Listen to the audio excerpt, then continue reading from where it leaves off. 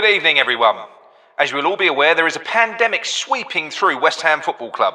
The symptoms are as follows: boredom, frustration, lethargy, dithering, and sudden bouts of unprovoked anger that you'll probably see regularly on this channel. If you're suffering with any of these symptoms, you likely have DAVID-19. Yes. And we're attributing that to the unflushable turd that is David Moyes, and you know what? David Sullivan as well. The pair of them. DAVID-19. It fits. On with the show. Hello, everyone. Good evening, and welcome to another episode of Talk Hammers. Same panel as always. Myself, John, and Gary. John, Virgil of the Marshes. I don't know whether more people know you as Virgil or John now. I ain't got a clue. I can't really. I don't know, but even my own family call me Virgil. But yeah, so look, we're going to be covering the fallout from sort of the Jacob Steinberg article and everything else, and yeah, just talking about everything that is. Well, there isn't anything right about West Ham at the moment. There's not. There isn't any. I was going through this earlier on. I went through and I was sort of drawing a list of things that were bad, and I was thinking, well, come on, there's got to be some positives apart from the cup win that we just won 2 months, which now feels like a year ago. It feels like a long time ago. There isn't anything at the moment to feel positive about. So, you know, yeah. So we're going to talk about that, focus on that, and see if there are any positives that we can glean out of it. But look, if you're new to the channel, if you're new to the show, please subscribe to our channel and drop a like on it as well, because it does really help us. Gary, how are you? Yeah, I'm all right. I've got wet feet. I've just taken my socks off because I took the dog out for a walk in the park and it was pissing down. And yeah, you should have worn trainers. You should have worn trainers. I did, but they're saturated. Honestly, yeah, sitting here in the shed with no socks on. Oh dear. What about yourself, John? You got wet socks? No, I've got no wet socks. My dog died last year, so I've got no dog to take out anymore. Oh, I've got a little bit of an hangover today. I had a bit of a heavy session yesterday at a family barbecue, but yeah, I'm all right, mate. I'm all right. Not today or air of the dog? What are you going air for? of the dog. I just got an air of the dog. Yeah, I think otherwise I'd be struggling through the show, and obviously everyone knows that I'm the most lovable character on the show. You are. You're the man. Yeah. But yes, so moving on with the show. Really, I mean, well, I'll talk a little bit about myself. I've got a bad back, everyone. I bent down to. I reached out for help yesterday because I was in a bit of bother. Jill had gone out. I've gone upstairs to empty the washing bin like a good man does. I bent over and my back's literally gone. I was paralysed. But the main reason I went upstairs was to go for a shit. Okay, so that was the main reason. Yeah. And I'm sort of sad. This is very graphic, right? But look, the long and short of it is, I was paralysed. I was in agony. I don't know if any of you, because I then had to stand, right? I don't know if anyone has ever had to try and wipe their ass with clenched cheeks, because it ain't fucking easy. I'm telling you, that is not easy. It's not easy. It was a bit of a mission. I phoned up these guys to come and help me, and no one wanted to come and help. So horrible bastards. Mate, I couldn't think of anything worse trying to wipe your big hairy ass. Probably grey. I bet it's grey hair down there as well, isn't it? No, it's all good. It's all good down there. My age hasn't stretched down that far yet. But yeah, look. I suppose what we'll do. We'll talk about I had a bit of a rant yesterday. I was inspired by Mickey. I was inspired by Mickey, who phoned up and who texted me. You know, our very own Mickey from the chat.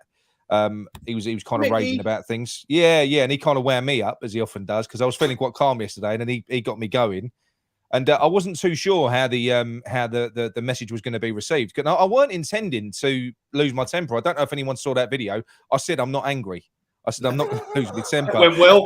And then I just fucking spiraled. I just looking at my own face. I just got the ump, spiraled, and it all and it all came out. And the reaction has been phenomenal, really. Like some of the comments in there, you know, it's a popular video, which does go to tell you the level of feeling, certainly throughout, you know, with you lot as well in the community. It's still incredibly strong. When you think we only won the cup 2 months ago now, and for us to feel that strongly about things. I mean, John, why do you think it's like that? Why? I mean, it's people really are going fucking nuts now. They want change immediately. How can that be?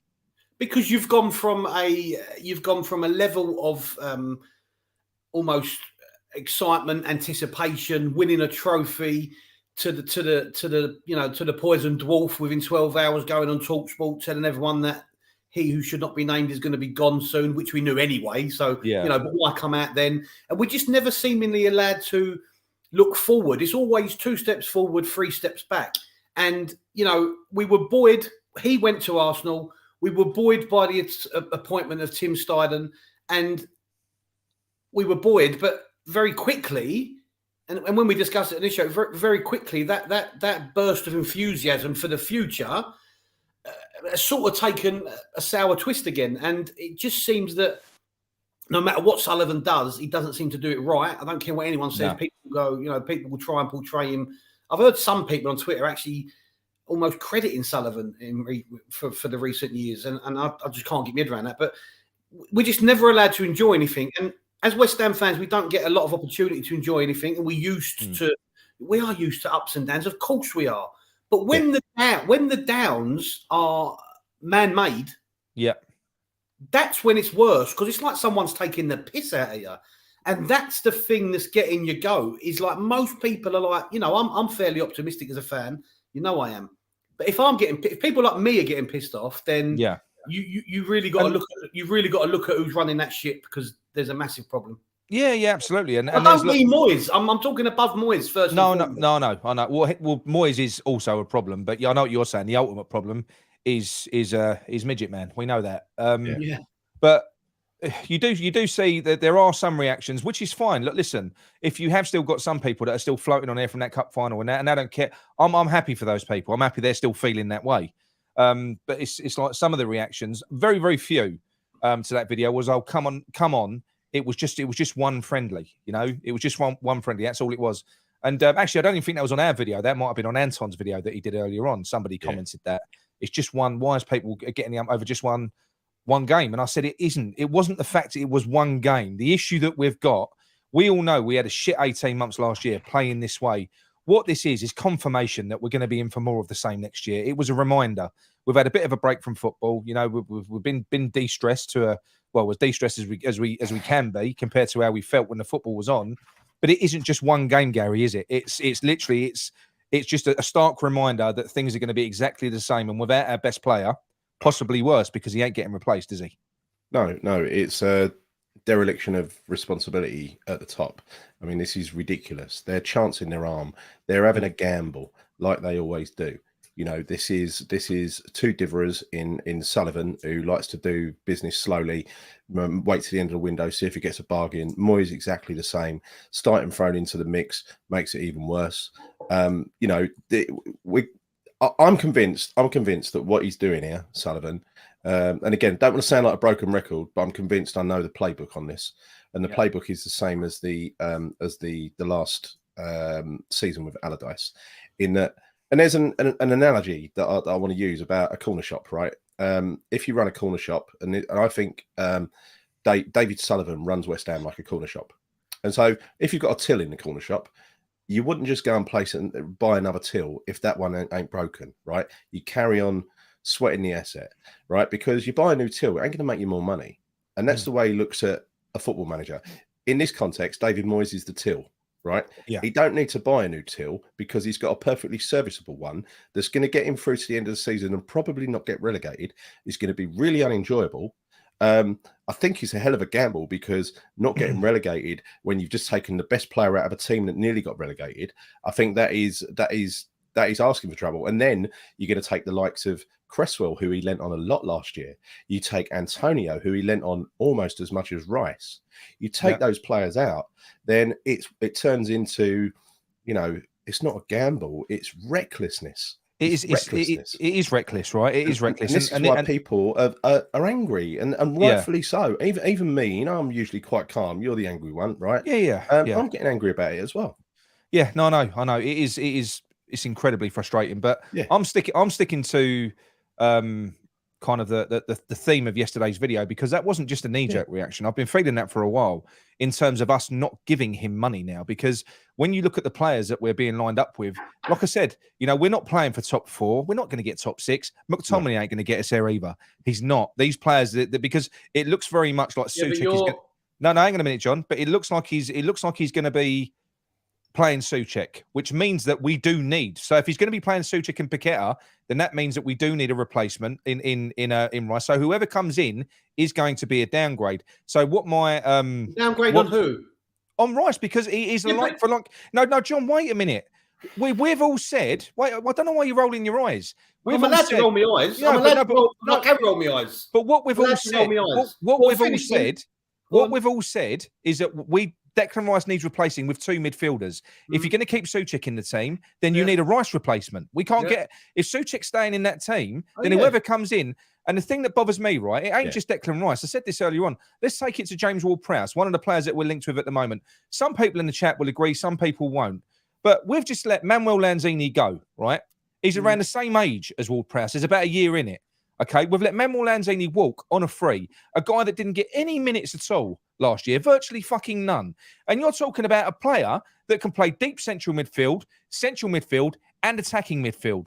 He isn't a central defensive midfielder, neither is Ward-Prowse. They're very similar in what they do. Now, is Ward-Prowse more mobile than Lanzini? No. Is he a better passer of the ball than Lanzini? No. Can he carry the ball better than Lanzini? No. Is he a better striker of the ball than fucking Lanzini? No, he ain't. So, as far as I'm concerned, letting Lanzini walk on a free, a guy that you gave no minutes to, and then going out and buying someone like James Ward-Prowse, who isn't better than Lanzini in any way other than his set pieces, purely because 5 or 6 times a year he'll put a fucking cross on Souček's head. And he wants to go out and spend 30 million on James Ward-Prowse. That doesn't improve us in any way. And there's a lot of people saying Lanzini way past his best. So, I'm sorry. Look, listen.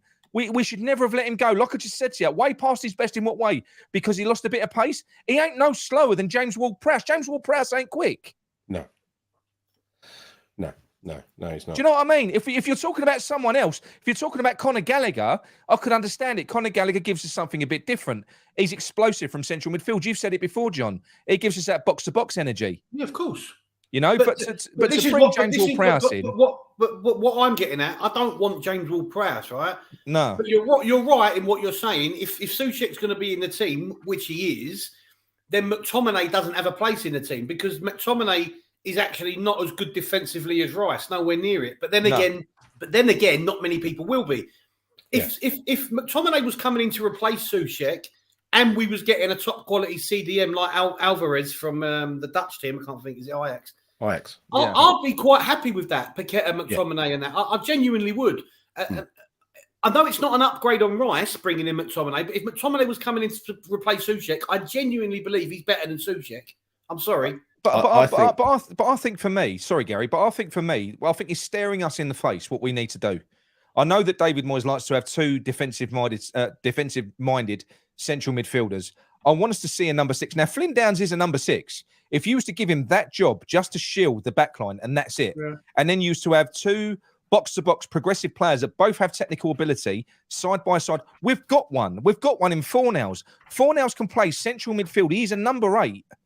He's a 10 as well, but he can play that role. And you know what? There'd be chemistry between Paqueta and Ford. Did you see Paqueta in that game yesterday? He was crying out for someone to link up with, crying out for someone to read his flicks and tricks. There is just no one there apart from him.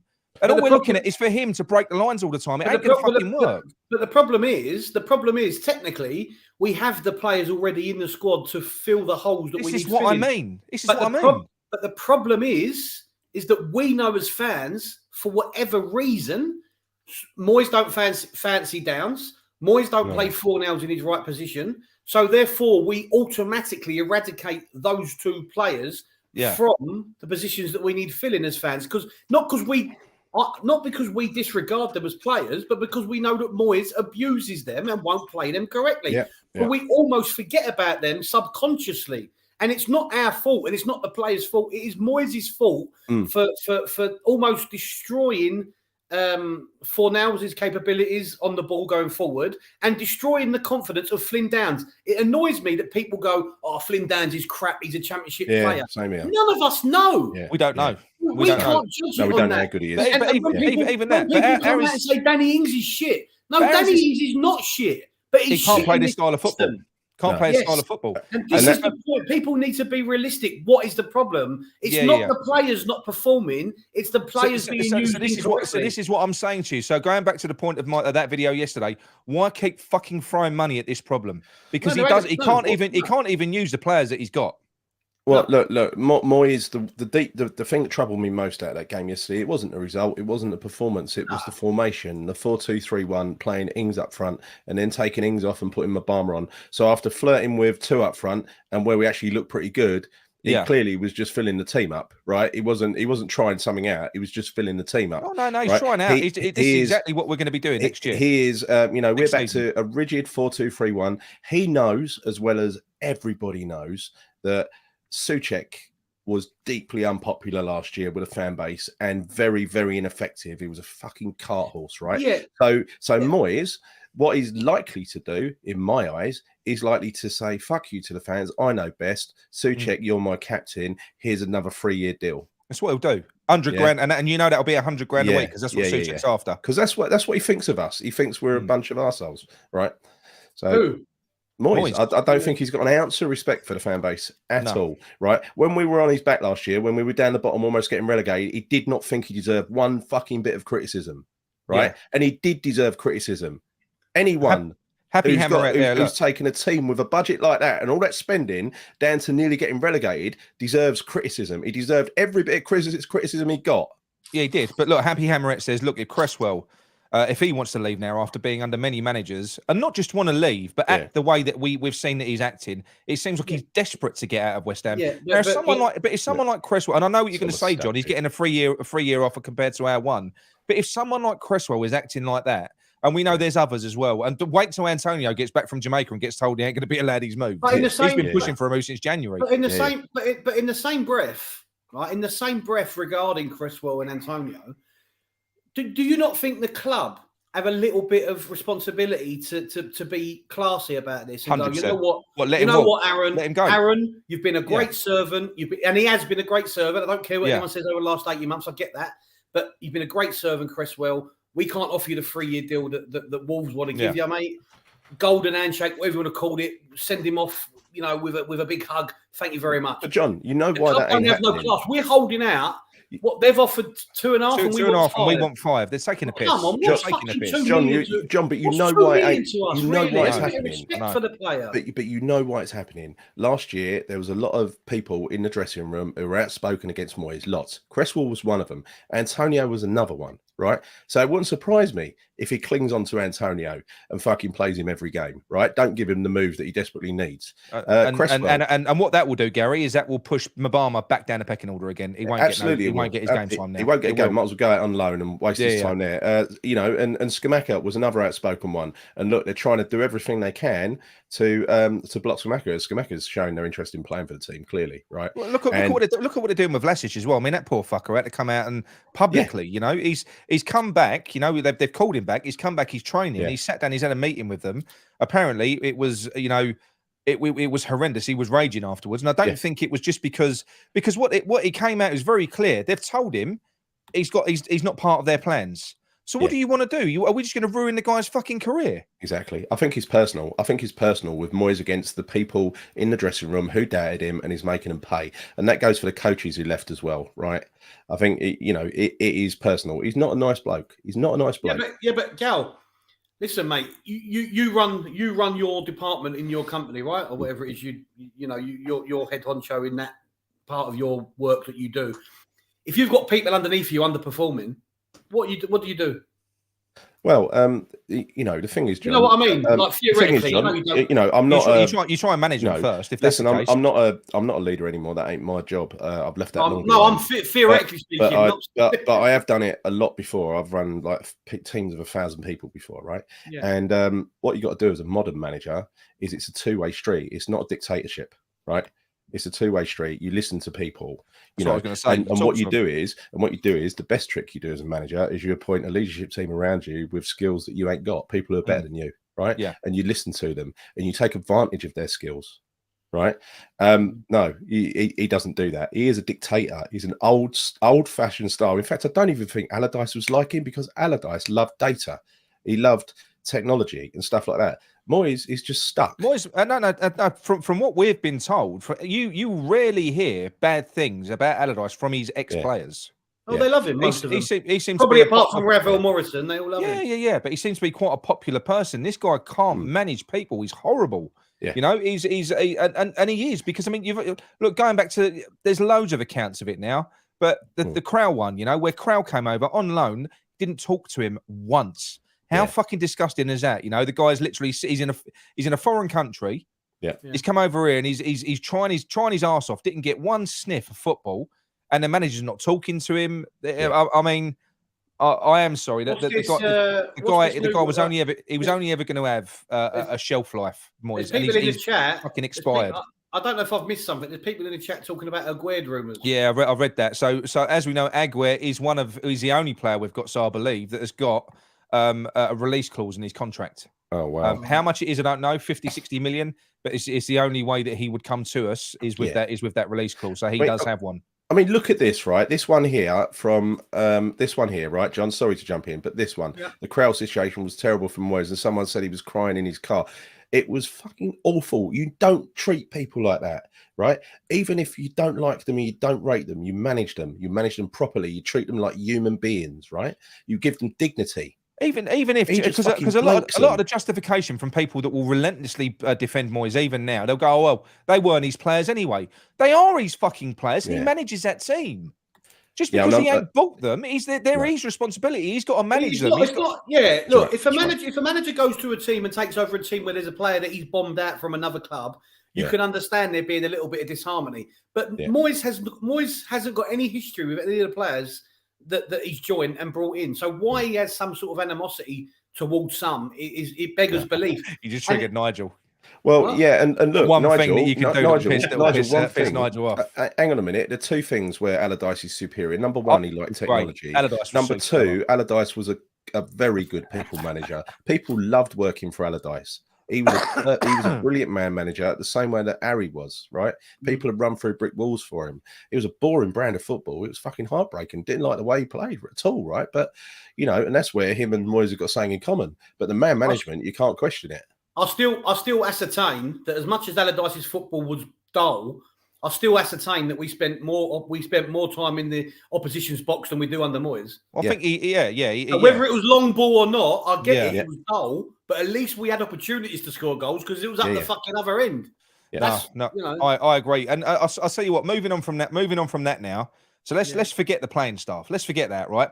Because me personally, I think another manager could come in and look at this group of players that we've got and conjure up something with that team that would be more than fine to sort of at least survive in the Premier League, maybe get mid-table. I think we've got enough with the players that we've got. Obviously, Moyes ain't like that because he has to get the certain pieces that fit a fucking particular puzzle. He can't adapt to suit players. He physically hasn't got the capability to do it. So, coaches, what's happening with the coaches then? How has this not been rectified up to this point? Steve Round, right? Steve Round is Moyes' his mate. He's worked with him before at Everton. You know, he's out of work at the moment. Now, if he ain't coming to work with us, if we haven't offered him a fuckload of money to get him in with Moyes, and he ain't come to work with us, then what is going on? Because is it got to the point? Listen, I'm going to ask you something. Because my theory is that there is now a stigma around David Moyes because he can't hold on to staff. He can't hold on to players. I think he's a poison chalice. He's in the last 12 months of his contract. Would you go and work with him, John, if you had a good reputation as a coach at the moment? I think first and foremost, whether you're a player or a member of staff looking for a new job or a new change of career or a new club or whatever, you cannot. Well, it's very difficult to be enticed into a situation where a manager is in the last year of his contract because you have to, as an individual, protect your future. And you can't be seen to be going in somewhere where within 12 months or sooner, you may not be needed by the new manager. You know, if a new manager comes in after 3 or 4 months, they're going to bring their own team with them in the main. So anyone that goes in now thinks, fuck me, you know, I could sign a contract for a year and I'm gone. And a player is the same. So, Bowen, we'll go back to Bowen. He's got 2 years left. Is he going to sign a contract, John? So take away the style and take away the way Moyes is as a man manager as we see it. The most important thing is that there's no longevity there. having a manager in with no one around him, with a year left, is not inspire anybody to join the club, whether they be a player or a member of staff. But secondary to that, no, I think Moyes is almost like, you know, he's like the Walking Dead at the moment. He's walking a massive tightrope, and people from the outside world are going to see that. Yeah, absolutely. I can't see anything other than misery. Now, look, the positive spin that I'm going to put on this, I'm going to put a positive spin on it. Can I just say, before you do, can I just say, I wasn't saying Allardyce was brilliant, because he wasn't. No one was. I just said he had a couple of attributes where he was better than Moyes, right? He was great. Yeah. He was brilliant. He was fantastic. But yeah, look, to put a positive spin on it, okay, I couldn't feel any more negative about this window, about going into next season with David Moyes. I couldn't. But I do think that I'm half encouraged now, and I can see why we haven't been spending, and I can see why. Well, I can't, because I think Sullivan should just be man enough to say to David Moyes, we ain't buying these fucking players, mate.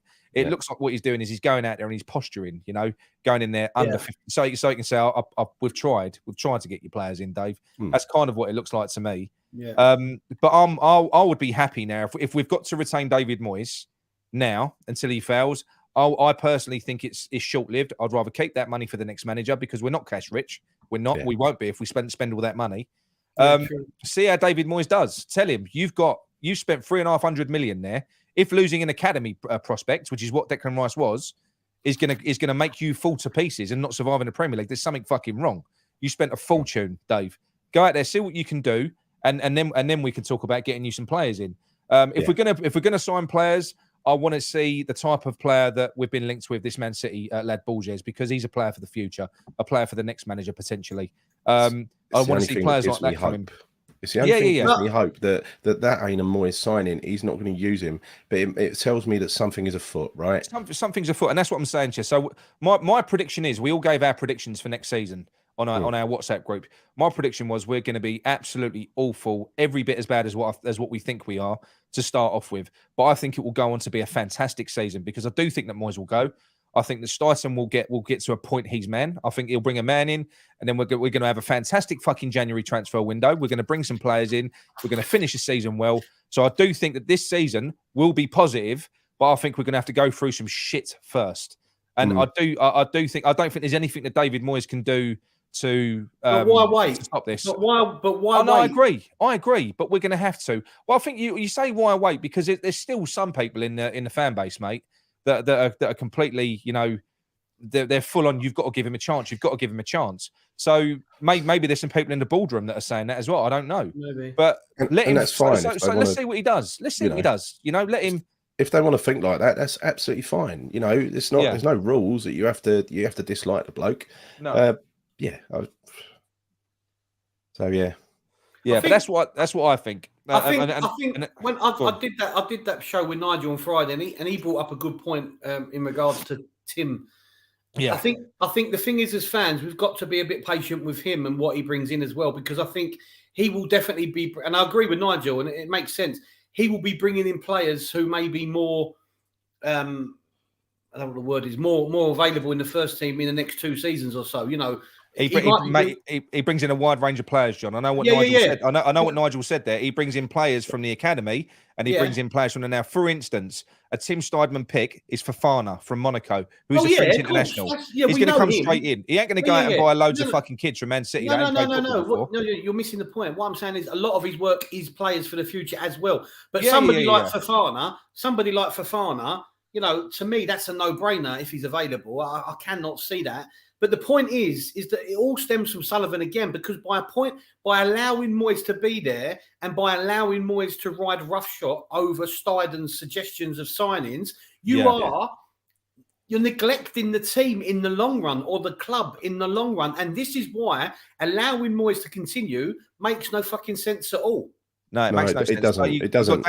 Daniel De Costa, he says, if Moyes is that much of a prospect, I can't understand why another ambitious team haven't swooped. Mate, he ain't just a prospect. He was Dortmund. There was loads of clubs in for him. But do you know something?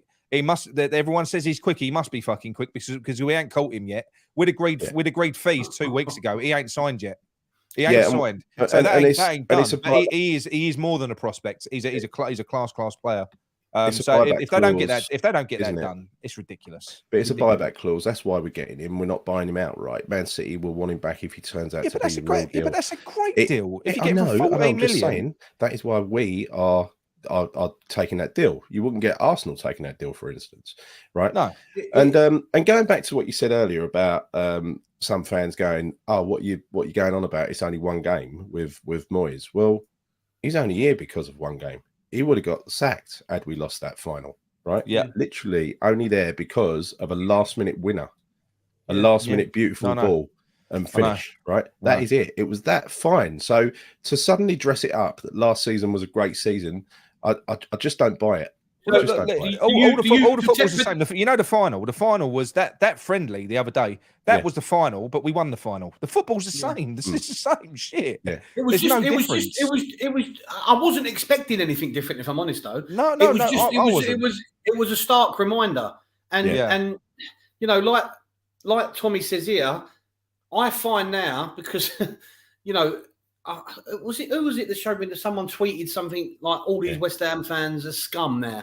I blocked him. That was that you? I'm not even going to say his fucking name because I'm not going to give. No, don't say his name. But what I'm saying is, when I was Moyes in and someone was Moyes out, I never accused them of being scum and vice versa. Yeah. I mean, to go down that road you're so blinkered that you want to call fellow fans scum. We're all entitled to a difference of opinion. But to come out with phrases like that, you must be absolutely oblivious. Because that's where it starts to feel, John, that you've got people that support Moyes more than West Ham. More than the club, yeah.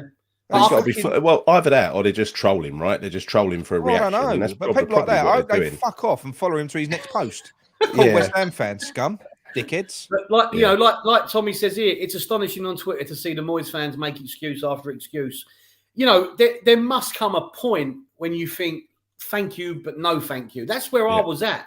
And like Gary just said there, he was a Paqueta pass away from probably not being manager now. Yeah. If he would have lost that final, do you think he would have been got rid of? Yeah. Yeah, every day of the week. That was, that's what Steinberg said as well. That was what would have happened. That Conference League tournament is what kept him in his job. Yeah. Because I think if they had bought another manager in, the manager would have focused only on staying up in the Premier League and would have just forgotten about the Conference League, to be fair, right? That's not to say that someone couldn't have done it, because I think honestly they could. That wasn't Moyes' genius that won that trophy, was it? Yeah, no. It definitely wasn't. Chris says, stick a pony on West Ham. West Ham are 14-1 to be relegated. No, God, no. Oh, mind you, I should do because I never win bets. So that's one way I keep this safe. Nick, you've had your prediction. John, what's your prediction? How's this season going to go? Go on. For me, I can see it being. We'll get into the phone calls quickly tonight.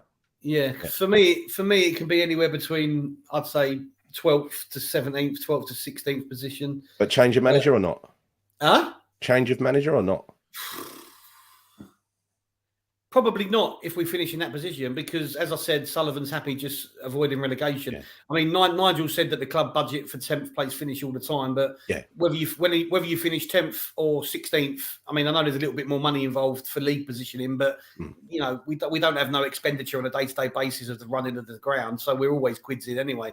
So for me, we might get fairly far in the Europa League, maybe knockout stages, but I'd probably prefer to get dropped down to the Conference League. We finish third in the group. We might have a chance of retaining that trophy. We've got more chance. Yeah, and that could happen. It could happen. You don't know.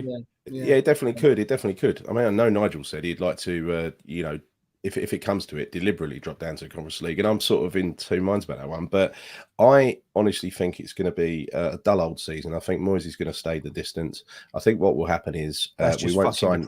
I think we won't sign any players before the season starts. We're the only Premier League club, aren't we? Sullivan will want to see how the first few games goes to gauge just how desperate we are to spend money, and then he will spend the bare minimum that he needs to spend in order to give Moyes a little bit of help that he needs, and that will probably be the Premier League ready players like Scott McTominay, who apparently might be taken off of the market because they've one of their new signings is injured. Man U. Yeah. And JWP, I think people like that are nailed on. I think Moyes thinks they are the answer. I'm not so sure that they're the answer. Let me just. Can I just say, I think we're going to go on. finish. I think we're going to stay up comfortably. Not comfortably. I think we're going to finish 14th or 15th, and it's going to be a terrible season. Is there any price that you would be happy to take James Ward-Prowse for? Is it the price or is it actually the player? I'd take him for 30 million max. But I'd want another player, like Nick said. I'd want another player as well, because if you put him into that Souček Paqueta thing, that is a 1-to-1 swap for Rice, and that ain't good enough. No. Right.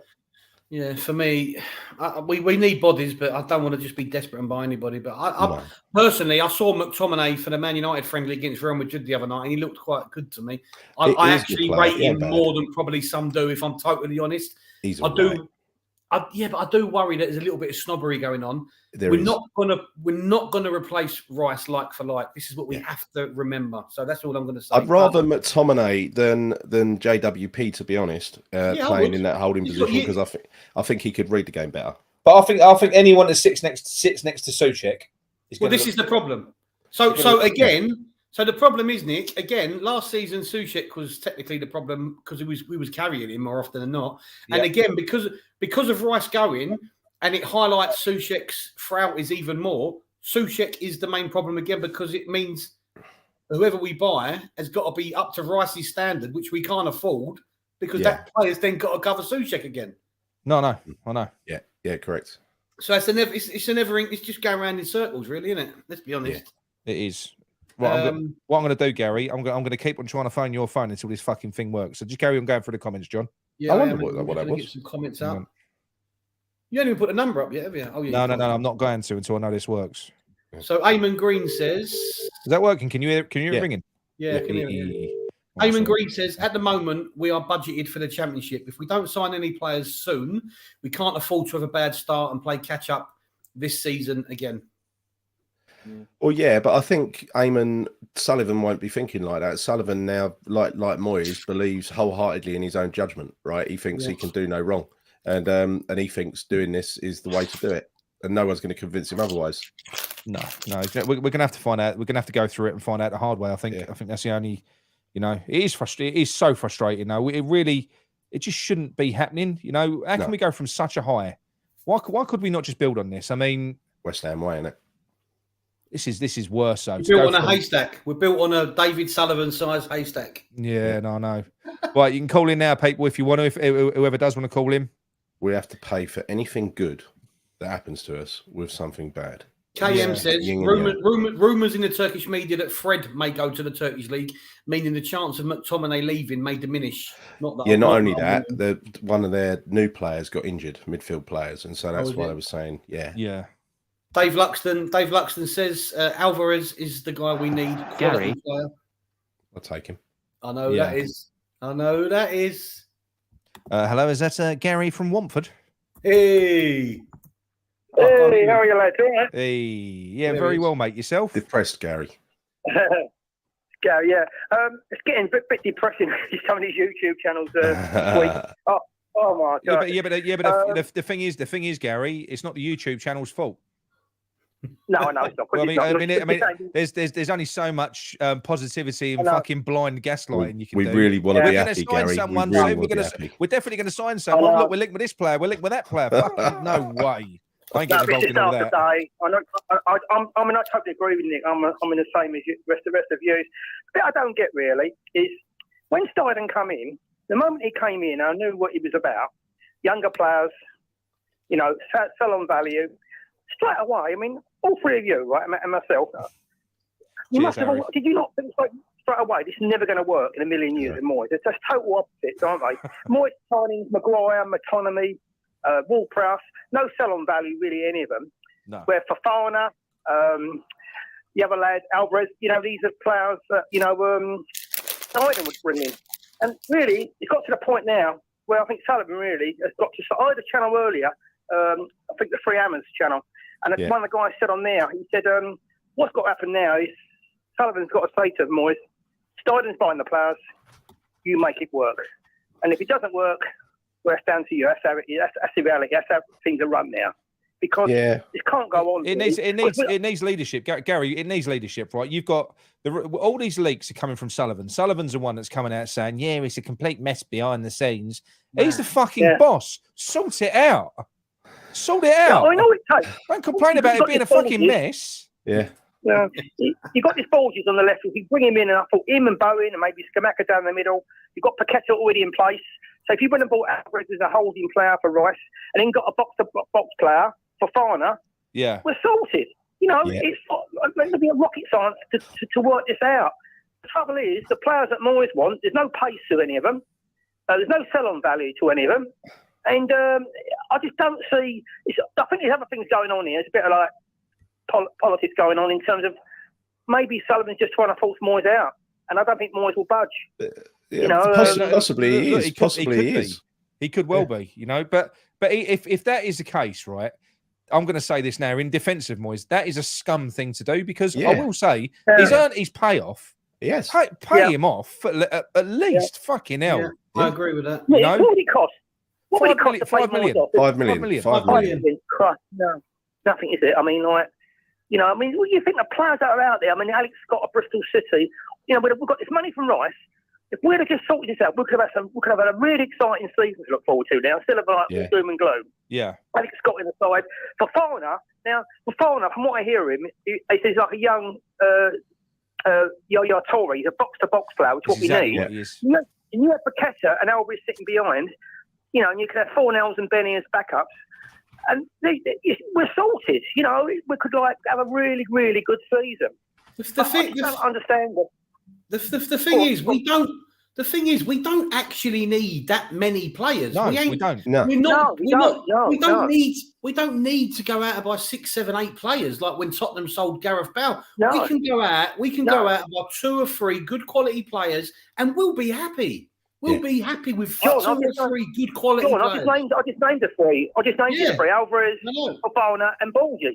You know, exactly. You know, we've let Ashley Barnes go. Harvey Barnes, sorry. We could have had him. We've been linked with him for months. We could have had him in the side. Yeah, but the only thing I'd say about that is I think he's going to go Champions League club, isn't he, over us? He was never. If Newcastle were in for him, he was never coming to us. He was going to go Champions League. Yeah, we were talking with him in March. Yeah, I know, but I don't believe that. And there's talking to him. Have you heard? You get all of these leaks, right, in the newspaper saying West Ham are bidding for players. Do you know what those bids are? Do you know what those bids are? It is Sullivan phoning someone up saying, will you take 25 million for something? That ain't a fucking bid. It's not a bid. That's an inquiry. Yeah. That's all that is. I know. We ain't bid. We've only bid. We started bidding in the last week, I think it was. Prior to that, we bid for no one. So we put in a low ball bid for McTominay, a low ball bid for Maguire, a low ball bid for James Ward-Prowse, and this kid who would join if we would just get the fucking job done. But that was 2 weeks ago. We agreed the fee. And it was 2 weeks ago, and we can't even get that over the fucking line. And he looks brilliant. We can't even get that over the line, honestly. No. But even in terms of sorry, go on. No, go on, Gal. Go on, mate. You called in. Go on, don't worry. In terms of the centre backs, you got that Tar who was release clause. He could have had it for 15 million. We've let that a few expire. Weeks ago. We've let that expire. The Man City young centre back who we could have brought in. You know, and we've got a really good, promising team for the future. But Starting is clearly just the latest target. Hang on, Gary. Starting is just clearly the latest target for David Moyes. He knows that he's in a position of power and he's going all out to undermine him and make his job untenable, right? And he's done that by turning down every single bloody player that Stuyton has recommended. But turning down Fofana, right? Turning down Fofana is the biggest fucking joke ever. When David Moyes is dead set on going for McTominay, because look, I'm not saying McTominay is a bad player, but this kid, this guy is fucking mustard. And he's huge, a massive presence in central midfield. He's an athlete, up and down, machine. He can do everything. He can do the defensive side, and he's progressed into more of a box-to-box. But he was a CDM. He's honestly, he's a tremendous fucking player. And for Moyes to just dismiss that completely out of hand, that's everything that's wrong with this club. But the problem is, the problem is with allowing Moyes to make these decisions is that because Moyes is potentially only here for a season, him rejecting players like Fofana is going to damage the club potentially going forward, because you've missed out on players that could have a good few years at the club. Yeah. This is the danger of Moyes it. It's not only damaging the here and now, it's damaging the future. Yeah. Moyes probably couldn't give a shit, John, because basically he's he's going to be in a year's time. And this is why he should never, Can I ask you a question, the three of you? Go on. Now, obviously, if we'd have lost the final, like Gary said, it was a very fine line. It was one brilliant pass and one brilliant finish. That was the difference between maybe losing or winning that final. Yeah. But if we had lost that final, Moyes would be gone now, wouldn't he? Yeah. I don't know. That's what Steinberg said. Would you give up the trophy now? If it meant getting rid of Moyes, No, I wouldn't. No. I wouldn't. But this is a consequence of winning the trophy. But I still, if I had to do it all again, I'd do it all again. Yeah. Because but it's an awful consequence of winning the trophy, I will say. But it's only but it's not a consequence of winning the trophy, because I don't think Sullivan would have sacked him anyway if he wouldn't have won the trophy. I think he would have. I'm not so sure. But neither here nor there. Yeah, but neither here nor there. Sullivan doesn't care about the long-term damage that leaving Moyes there for a season could cause, because he's happy to do it. And look at what Moyes went through last year in the league, and he still retained his job on the back of beating some very low quality teams early on in Europe. Obviously, as we got further into the competition, you play higher quality teams. I get that, but we was poor all season in the league, and he still kept his job. And there was we didn't know who was going to win that trophy. We knew we had a good opportunity to. So it was a massive risk then. And I don't think Sullivan is. I don't think he's bothered about. I still think it will be I still think it would. I wouldn't be surprised if Sullivan kept until January, no matter what, almost anyway. Yeah, I mean, well, going back to last season, I mean, it got as bad as you would ever hope it would get anyway before a manager got sacked. So you do sit there thinking to yourself, because it wasn't just the awful performances; the results weren't there either. There was nothing, was there? No. So it does, but then again, I think maybe the European football, and I do believe I've actually sort of poo-pooed this a little bit when people have said. Well, I've said it. We could have got any manager in at that point in January, and we would have won the Europa League. That might not be the case. Reason being is because I think that David Moyes was focusing solely on that competition as a means of keeping his job, whereas a new manager might have been trying, but he would have been more focused on the league. I think because I think that was Moyes was fucking drowning in the league. He was, and I think that was his only way of staying afloat. Yeah, the thing is, Nick, what worries me. What worries me is you get now hearing about again. You've got Skamaka might be leaving. I mean, if the cat starts suddenly thinking, "What? I'm out of here." I mean, we're going to be an absolute mess. We need this needs to turn this week. This old tide needs to turn. It's got to turn now. You've got to start getting some positive vibes in the club. Make a positive signing. If it means getting rid of Moyes for $5 million, he's been a good manager, like John said, the last 3 years he has, but he's come to the other end of his spectrum now. He's at the end of his, it's tailed off. And it's not what any of the fans want either. I mean, almost every fan, 95% of fans now, don't phone in yet. They want to see a change of style of football. When Steinen come in, I thought, this is brilliant. This is more like a Brighton way, get some exciting young players and play a more progressive type of football. Yeah. And we're stuck, And, but Gal, the reason we're stuck is because Sullivan's employed Steinen, brought him in to do a job that the manager that he's refusing to get rid of is not allowing him to do. So it's an absolute contradiction. Yeah, but it's totally, and it all stems from Sullivan. But John, it's exactly. It's totally Sullivan's fault. Brought him in.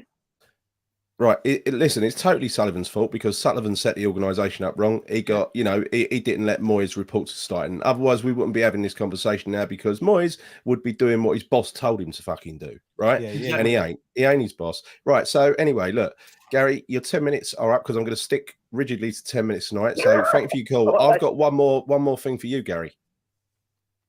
Right. Give us something to be happy about. Oh. Is there something to be happy about? No, go on, because you said it's all very negative on West Ham YouTube. So give us something. Give us some inspiration. No, I'll be honest, at the moment, as far as West Ham concerned, I can't see anything positive, really, unless maybe, something happens with Moyes this week, and maybe Sullivan is trying to force him out. I don't know. It wasn't to walk, but at the moment, I don't want the whole season collapsing before we even start, before we even kick the ball. Yeah. No, I we agree. need something positive this week. We do, and if we don't get, I'm going to be so annoyed because he looks such a good player. He does. That's just what we need: better pace, power in the middle of the park. Yeah, I agree, mate. But there you go. I agree. Yeah.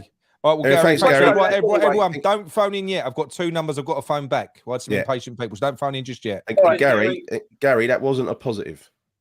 Word. Sorry. Right, see you later. Cheers, mate. Take care. Bye-bye. Thanks, mate. Nice one. Right. Who did he say we're missing out on in the middle? I misheard what he said. What player did he mention at the end? I can't remember. I can't remember now. Hang on. Yeah. Hello. Oh, sounds interesting. Oh, that's quite serious. Look at Nick with his grey hair. Doesn't he look nice, girl? Oh, he's gone on mute. Look. Yeah, hello. Can you hear me? Getting better with age, isn't he? Yeah, Crazy, mate. Hello, mate. Sorry about that. It's Nick from Claret and Booze. What's your name, mate, and where you from? Alfie. Called in last week. Admittedly, I had much more time than I should have, but I'll keep. Oh, Alfie. Sorry, mate. Oh, the young one. The young Alfie. Yeah. What's it all about, Alfie?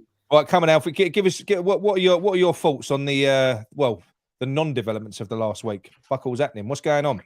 So you've actually caught me a good time because all my anger and frustration is out of me, so there won't be no aggressiveness or any anger. That's because all right. I've lost everything towards it. It's so boring, and you see us linked to players that we know that are going to not do too well for us, and even then we can't get them in by the looks of it. James Ward-Prowse, £17 million bid. I don't know what's wrong with us. And I just want to add on to something you said, and it was about us drowning in the Premier League. Next season, a manager's going to sit there with his staff, because they'll actually communicate with their staff, and they'll go, right, what's the first point we can get at this West Ham? They'll look straight at that midfield and go, overload the midfield, and we won the game already. 100%. Our non-existent was our midfield the other day. It was a joke, and the worst thing about it is our tactic is to defend the goal and not let anything in. And we literally, that's the weakest part of our game right now. It is the weakest part of our game. And Alfie, going back to that, because I don't think you watched it, Gary, did you? But no, but what you noticed in that game, a lot of people criticise Declan Rice for picking the ball up and running with it and running through and carrying it up the field. We had no one that could do it, right? And they had at least 2 players. There was at least 2 occasions I can think of where one of their central midfielders has picked the ball up from a very, very deep area and it's opened like the Red Sea, and they've just fucking motored straight through the middle of the park. Like nobody was there. It was mental. It's funny though. You don't have to look at our players though. Midfield, Paqueta don't do it. Downs don't do it. Souček don't do it. I mean, someone's got to do it, right? The funny thing is, right? I think. Sorry about that, John. Keith. Go on, we all love him, right? And he was a great player for us, but I don't think we truly appreciate how much he did do for this team, and that we didn't even get the full player out of Declan. I swear to God, you'll watch him next season, and he'll be a fantastic player. And I think we should have played into his advantages. And you saw him; he tried everything he could. He was passionate. He gave everything for sure. And next season, I don't know, it might be McTominay. It ain't going to be Alvarez by the looks of it, or Fofana. And you saw it as well. And I watched it on another platform. And there was someone talking about it when things were going wrong for United and McTominay was in there. He was doing nothing better to help him. He was hiding behind. He weren't trying to get on the ball. He weren't trying to influence any play, which Declan Rice did do. And it's just going to be another situation where he's just going to give up. He ain't going to be another player who wants to get on the ball and try for us. And I mean, you've also got a lot of fans who are trying to just kind of get through living on the Prague moment. But then you've got to live in reality. We kick off in under 2 weeks now. We can't just be going, all right, we only lost 3-0, but we won in Prague. We barely won in Prague. I'm trying to stay somewhat hopeful. And, what you said earlier, Nick, hopefully Moyes gets sacked. Good transfer window in January. And we kick on. Well, it could happen, have to do that. It could happen, though. It could happen. That's the thing, you'd like to think that, you know, David, especially the longer it goes without him having any fucking coaching staff. Because if we start the season with no coaches, it's a very easy and quick and cheap fix. Because if you're bringing a new manager in, they're going to want to bring their own coaching staff with them. So it's almost set up for him to go at the moment. It is really. What is this about though? How is this going to work? How is it going to work going into the season with no coaching staff? I just don't know how it works. I don't know. What's he doing? Is he using Kevin Keane and people from the youth setup, or is he just not? Well, the thing is about that is that puts a massive amount of pressure on Kevin Nolan, who's the only one left. Yeah. Because as we know, Moyes apparently doesn't have great man management skills, and a lot of the players would have lent on and listened and spoke to the coaches that are there. So now Nolan's on his own. If no one speaks to Moyes or no one's really getting on with Moyes, as we're led to believe, then Nolan must have a queue of people at his door waiting to speak to him. I would imagine, John, that's a big part. Kevin Nolan. Yeah, I would imagine that's a big part of Nolan's job, though, right? To put his arm around people and look after them. But now he's got to do it on his own without any other coach. Yeah. I think Nolan's job is the safest job in the world at the moment. They can't lose him. Yeah. Fucking hell. Ask for a rise. Yeah. I would do it all. I would do. Yeah. It's quite funny that he's the one that's left in it. But yeah. So what?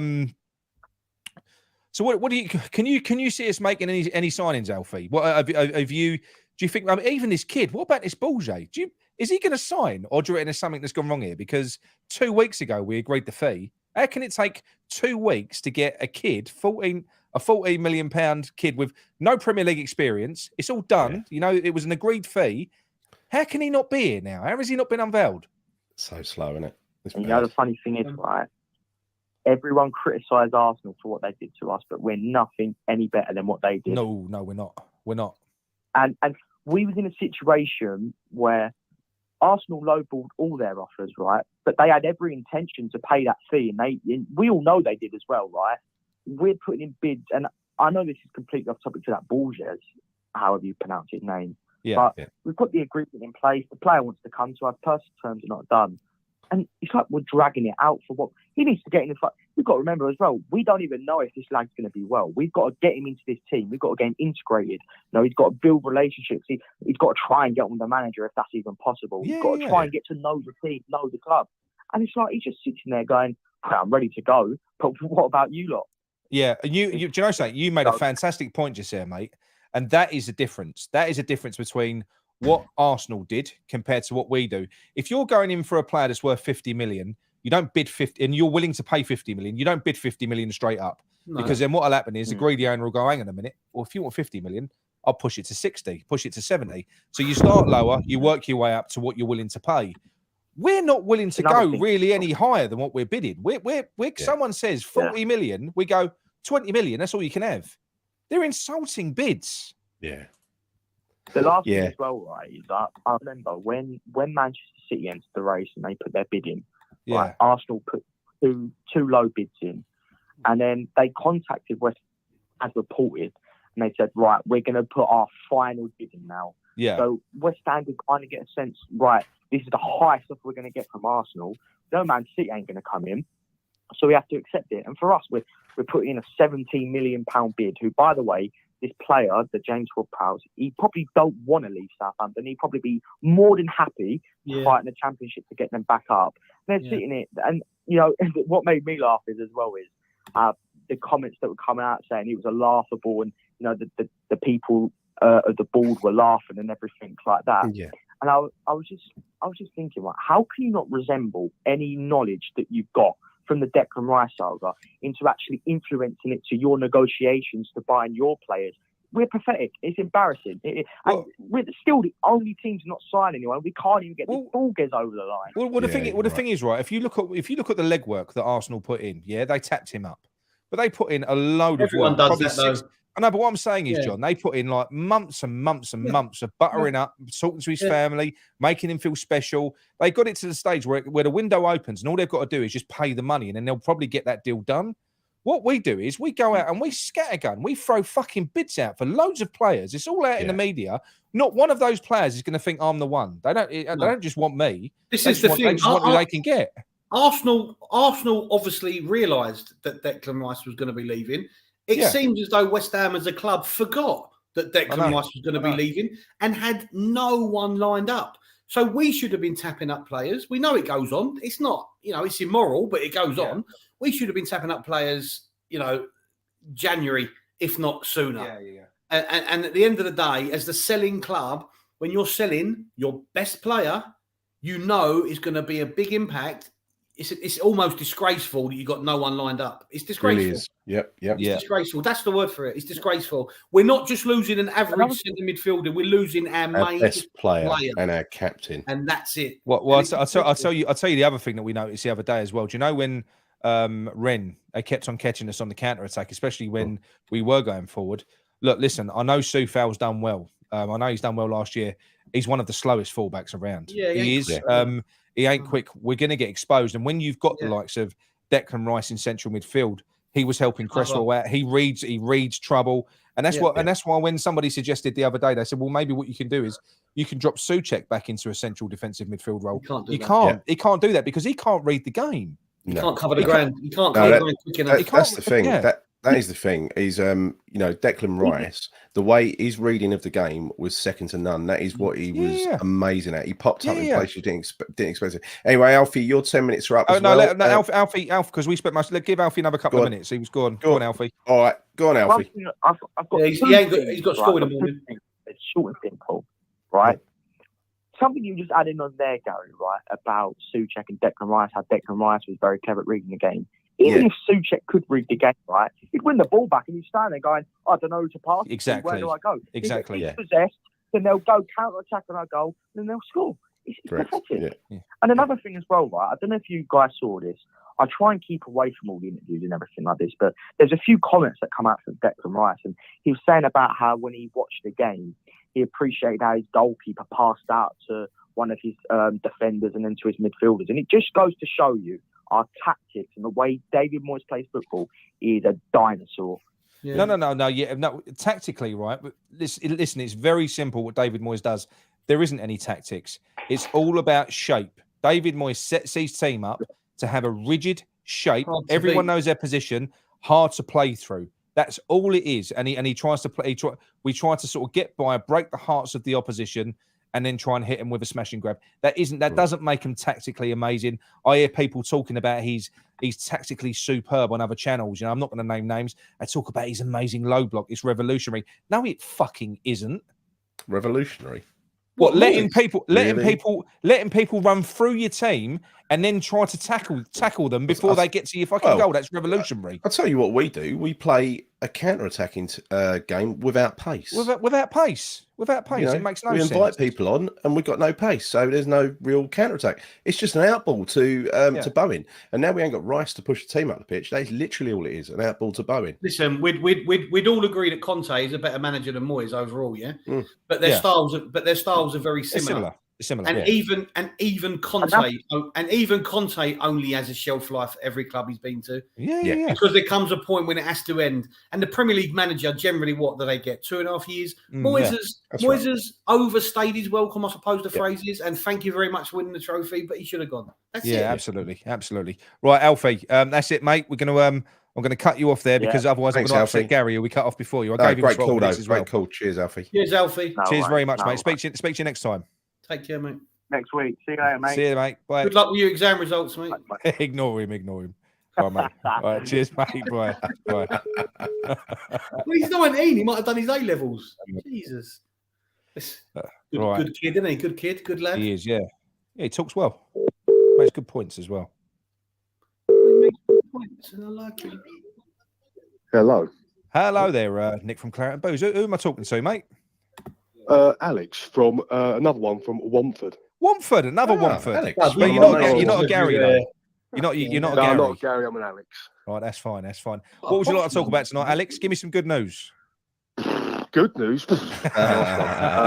Everyone's going to fail on that one. Honestly, the thing is where do you start with it all? Current West Ham climate is just all negatives, isn't it? Where do you start from head to toe? It's just an absolute shambles.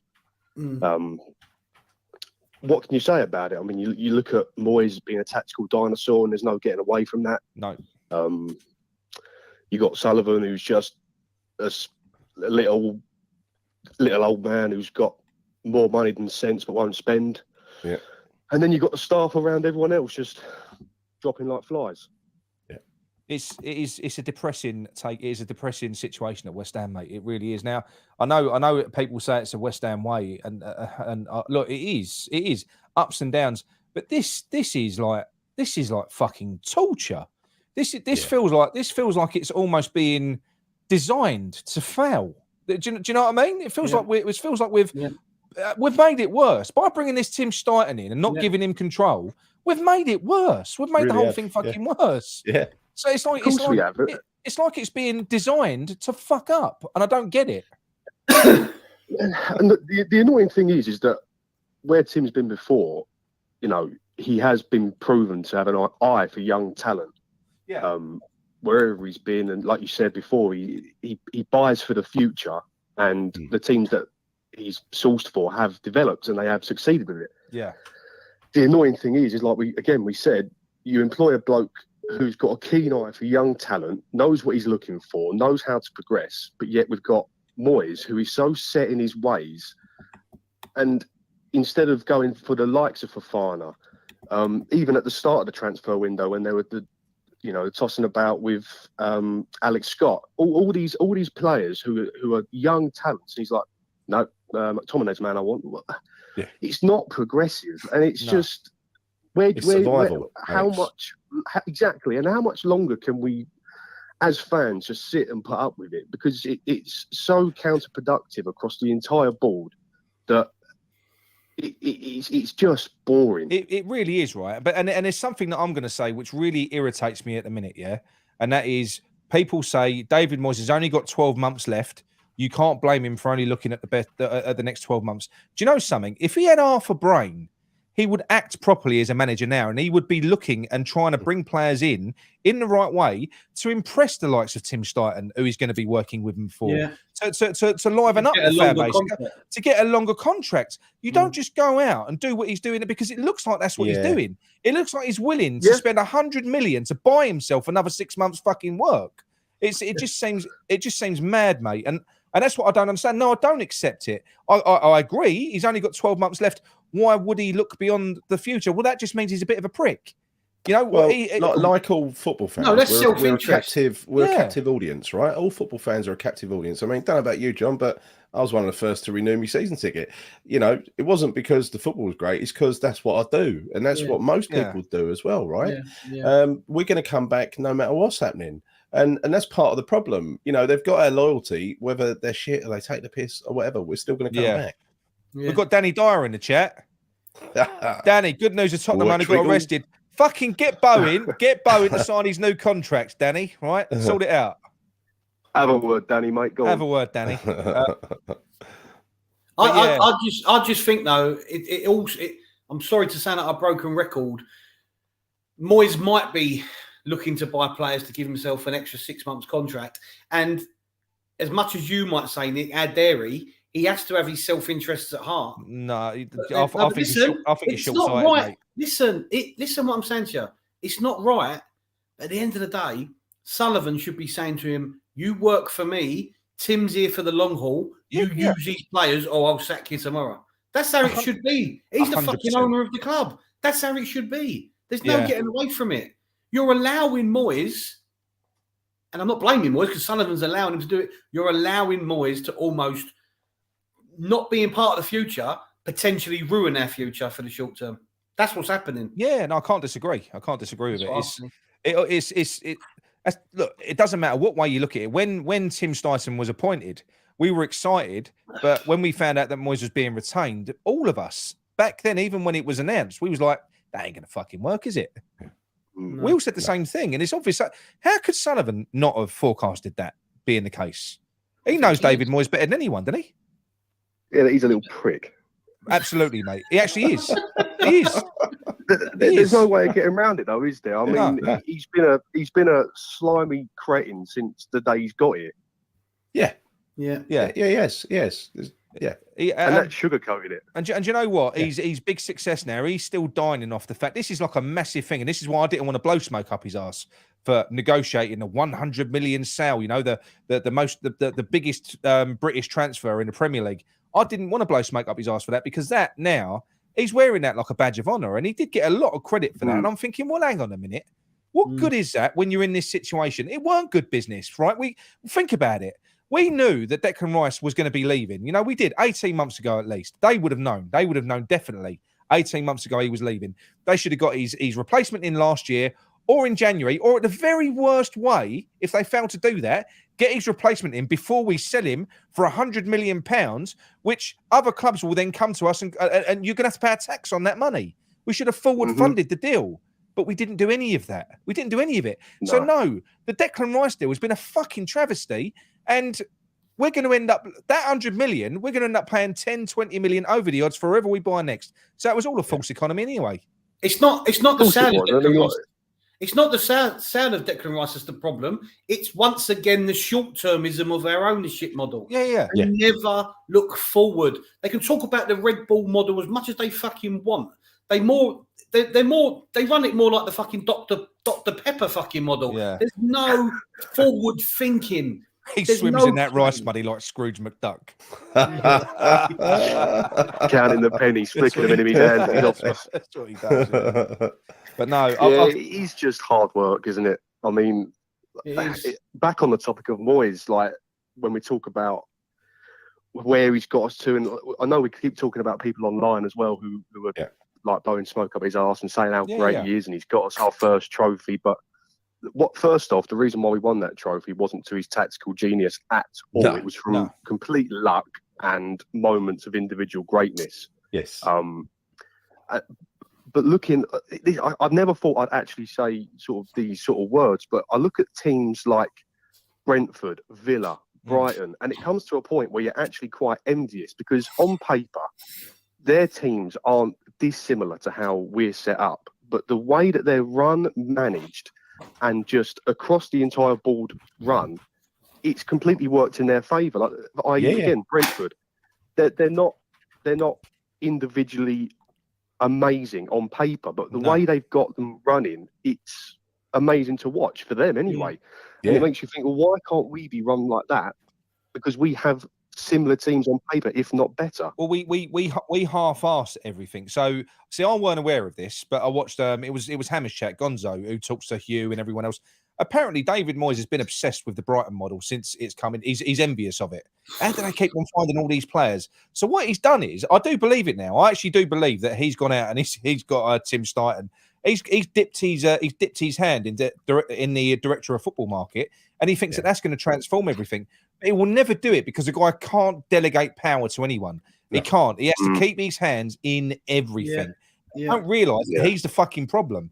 If you want to take that route and you want to be successful, you get in specialists and you let them drive it. That's what you do. But he's always going to be the fucking bottleneck in our system every step of the way. Every step of the way. And it goes back to the point where it's just boring now because it's the same. I'm at that point now where it's the same every year. Like, you know, West Ham are linked with so and so, linked with so and so. It's every year we're like an open book 24/7. Yeah, you don't see other teams sort of throw what they're interested in all over social media online, and then because i.e. like Villa in this Diaby signing, what for me that is a great signing for him, and I think next season he'll be dangerous. But you think, why are we so open? Why are we run like a circus? Where's that got us? I mean, you know, if you'd ask Sullivan that name, that question, he'll probably say his genius got us to win a European trophy, right? That's what he'll probably say. Oh yeah, the European trophy win in Sullivan's eyes is sort of almost. He's going to think he's the bollocks. He's going to think he's the bollocks, mate. Honestly, he won't look at this situation. If you look at what he's done from a business model, from the time that he came in and paid peanuts for Upton Park, he's going to leave. When he does leave, hopefully, you know, we'll still be in the Premier League. We could have been so much more if we'd have been run better. But as far as he's concerned, as a businessman, he's made a fuckload of money. So Garino, and I think that's what it comes down to. I think that's how he gauges it. So this is the thing that we've been talking about for years. Every year we say next year, and 2023 he's going to sell up. It's 2023 now and he ain't sold up. But Garino says an ITK on please, Come Garino, please. said that this will be Sullivan's last year. That would be the best transfer. 100%. But listen, going back to our conspiracies at the beginning of the season, right? Well, sorry, I would love from it a to few be the weeks case. ago, I would love it to be the case. We were saying that that's what we all hoped for, right? We want him gone from our club because the guy is just. Listen, it wasn't acceptable with Gold, but at least you knew Gold somehow had a shred of decency in him. He wasn't like he wasn't a nice bloke, but we met him. He met our dad when he was very ill and everything else. Gold was, at his core, a decent bloke, right? Sullivan just ain't. He was the better of the two. He was a better of the two. Yeah, he was. Dwarf out. Sullivan's just slimy though, isn't he? He's just there's nothing about him that screams ambition. It's just greed and selfishness. Yeah.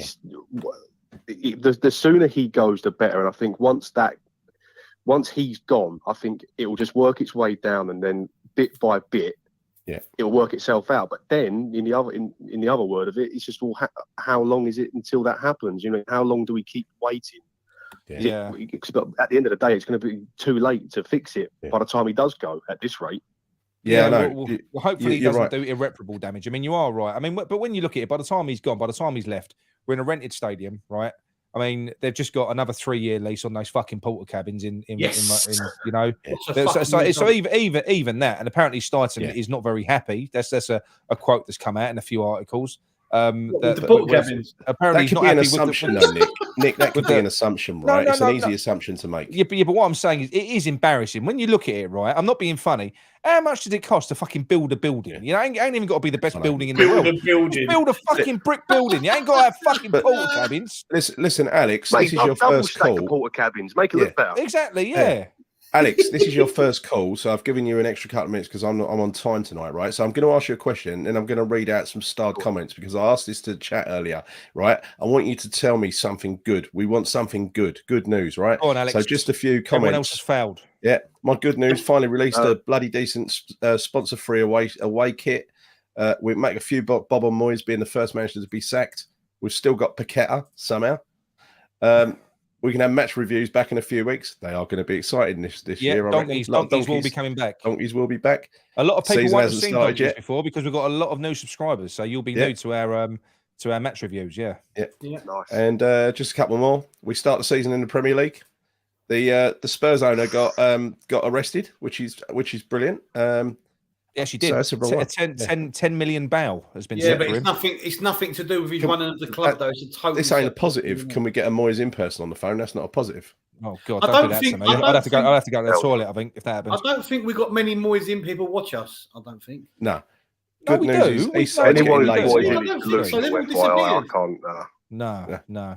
Well, So the thing is, I can understand being Moyes ambivalent. I can understand being Moyes. I don't really care either way.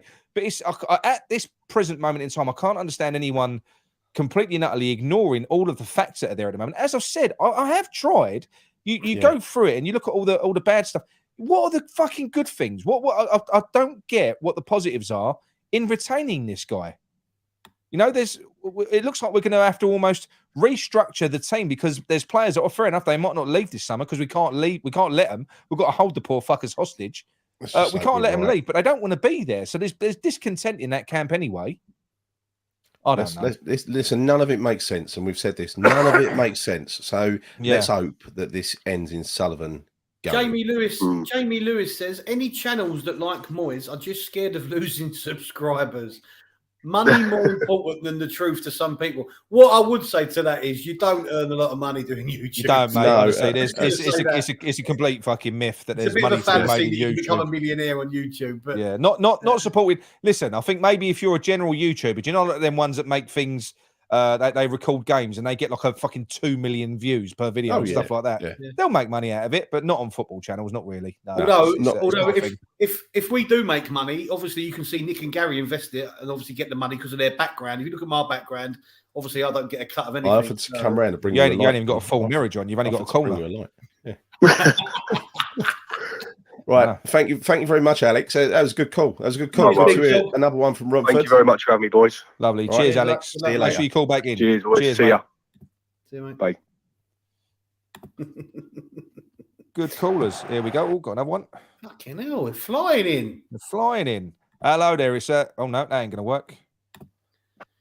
Hello there, it's Nick from Clarendon Booze. Who am I talking to, mate?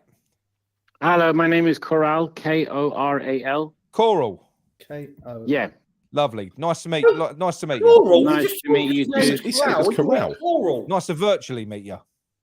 Nice to meet you all. I wrote a comment yesterday on your video, Nick. I'm KM. Yep. I don't want to repeat everything that everybody's already said because I agree with it entirely. Yeah. I think starting with Gary's point of a positive, I think the unity amongst most of the fan base is the only positive that we can say. Because I think there are more and more people that are growing discontent with the situation. And I can't remember who it was that mentioned earlier about, Sullivan trying to rectify the situation, but I don't see it happening until the end of the season. I don't think that he's got the balls to get rid of Moyes before the end of the season. You think he'll stay? You think he'll stay? Unfortunately, yeah. I mean, I hope not. I've never liked Moyes since 2018, but I don't see Sullivan having the impetus or the incentive to get rid of him unless the fan base turn similar to the Burnley game a few years ago, and it just gets really ugly and really rife within the stadium. I don't think that it's going to change that quickly. I hope that I'm wrong. I hope that you're right, that within 5 games he's gone, but by which time, as we've all said before, the money either wouldn't have been would have been wasted, or would be sitting in the club unable to be spent until January. So either way, we lose. And also by that time, we would have had...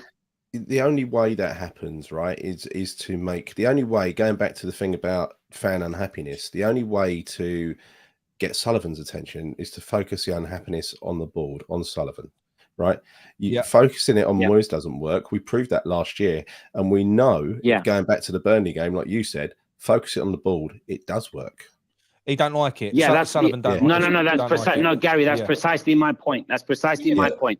I think that he'll start to feel the heat, and I'd like to believe that he'd realize that the direction that the fans were pointing their discontentment, namely to him, also stem from the fact that Moyes is there, and he is ultimately responsible for keeping Moyes in that position. So I agree with you entirely. We do have good enough players. I don't think that we're going to see a change in formation. I'd like to believe that at the very least, Borges will come in. I agree with Nick. Why is it taking so long? 2 weeks plus we've been hearing about this. It's still not happened.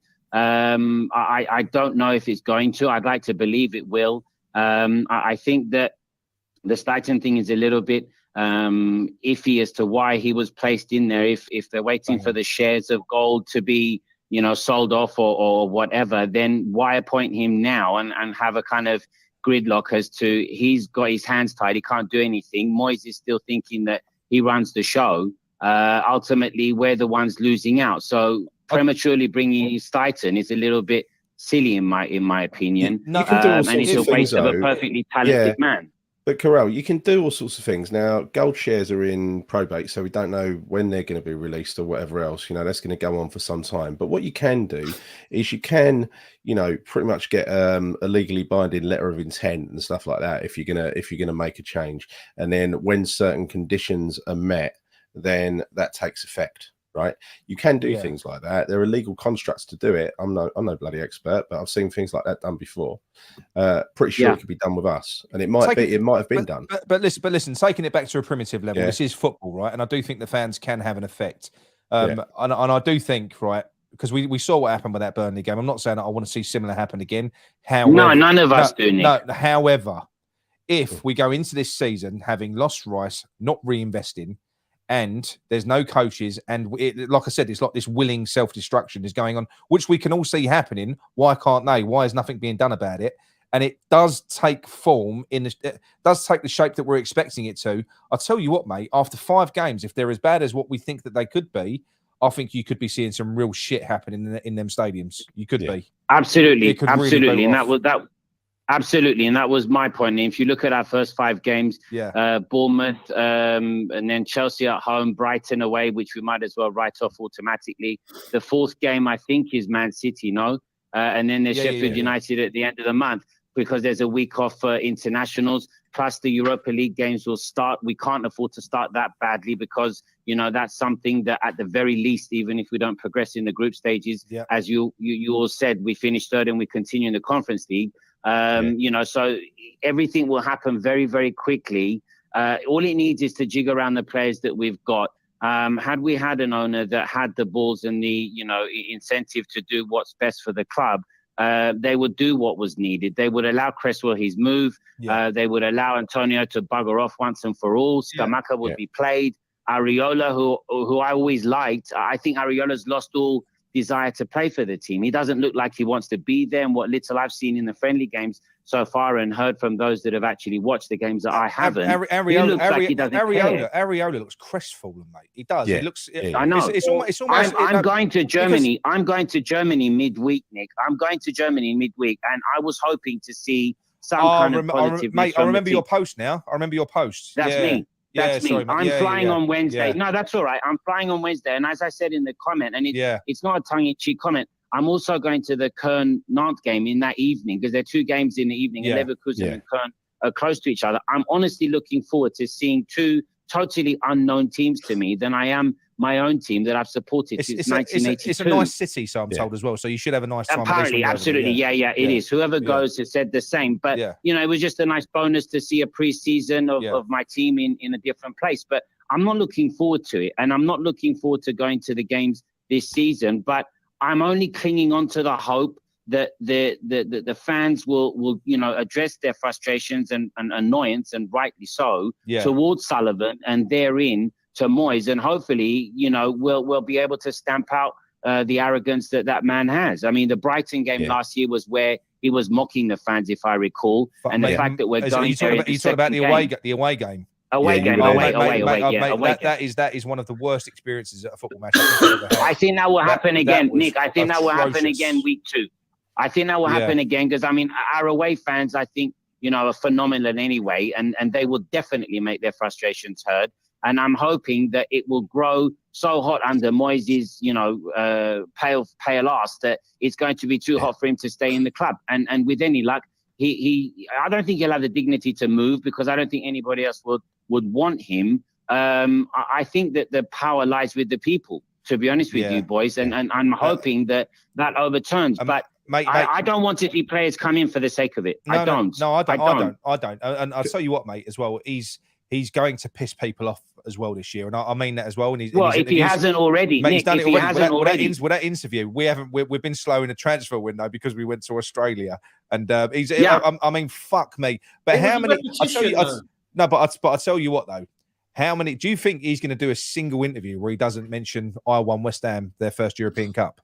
No, he will, and I think everybody attributing the win to him, I think is not really fair. I mean, I coach as well, and I'm not a coach at any high level, but you've got to take the kind of compliments to the players as well as the coach, as well as coaching staff, as well as the manager. So it's not just him who won it. I mean, we all saw that game, and you know, we all admit, because we're honest fans as a core, Fiorentina, had they taken their chances, would have won, should have won that game, barring Paqueta's magical pass and Bowen's phenomenal finish. A moment of magic. Yeah, absolutely. We know that. Can you imagine what would have happened? Because there was a question earlier, Corral, about whether Moyes would have survived losing that game. The way we played in that final was awful. We were terrible, right? Yeah. Had we lost that game, there would have been fury. Raw fury. Gary, I feel a final and we just didn't really go for it. I feel you might be right. In the job as well. Yeah, you might be right. Absolutely. You know, they was, we got to the final at least. It's progression. Yeah. There was that narrative going around before the final, wasn't there? The week before. I'm not surprised. I mean, for me, you have to look at who we've got. You always play the best style to the players that you have, and to insist on playing Ings on his own, he will waste more bummer. Loaning out Freddie Potts was stupid. I think not playing Dan Chester's in the first, even if you put that kid on the bench and he's the 19th man, you don't even give him a kick. The kid's 17 years old. Being in that environment is going to benefit him. Freddie Potts more so. Even just training with them on a daily basis will give them so much. Absolutely, more. John. I know you made that point last week on your video with the chap from 6'2". You made that point. Freddie Potts is not a bad player. If he's half the player that his father was, he'll be some player. And now he's going to go out on loan to a League One team. So what? We're not benefiting, and that's the position that we need to fill the most. So to keep that kid on the bench, playing Carabao Cup, playing early games, playing 20 minutes, 30 minutes, he's going to mentally grow as well as, technically. But Moyes doesn't want to know. And I would not be surprised if this Borges thing has not happened because of Moyes' obstinance and wanting to get these, players that they're not crap players, but they're not the players for us. And definitely not at that price that they're all asking. I've not seen Fofana, but from what you've all said, from what I think Nicky from West Ham Fan TV have said, from what others have said, he's supposed to be the business. So go and buy him. He looks different class. Mate, he's for us, he would be like, you remember like, the last player that we could have that could drive like that was, you remember Pete Chiarte, but this geezer is built as well. He's an animal. He's massive. He can do that. A genuine box-to-box player. And like I said... And for that price... Yeah. And he can do it. And for that price...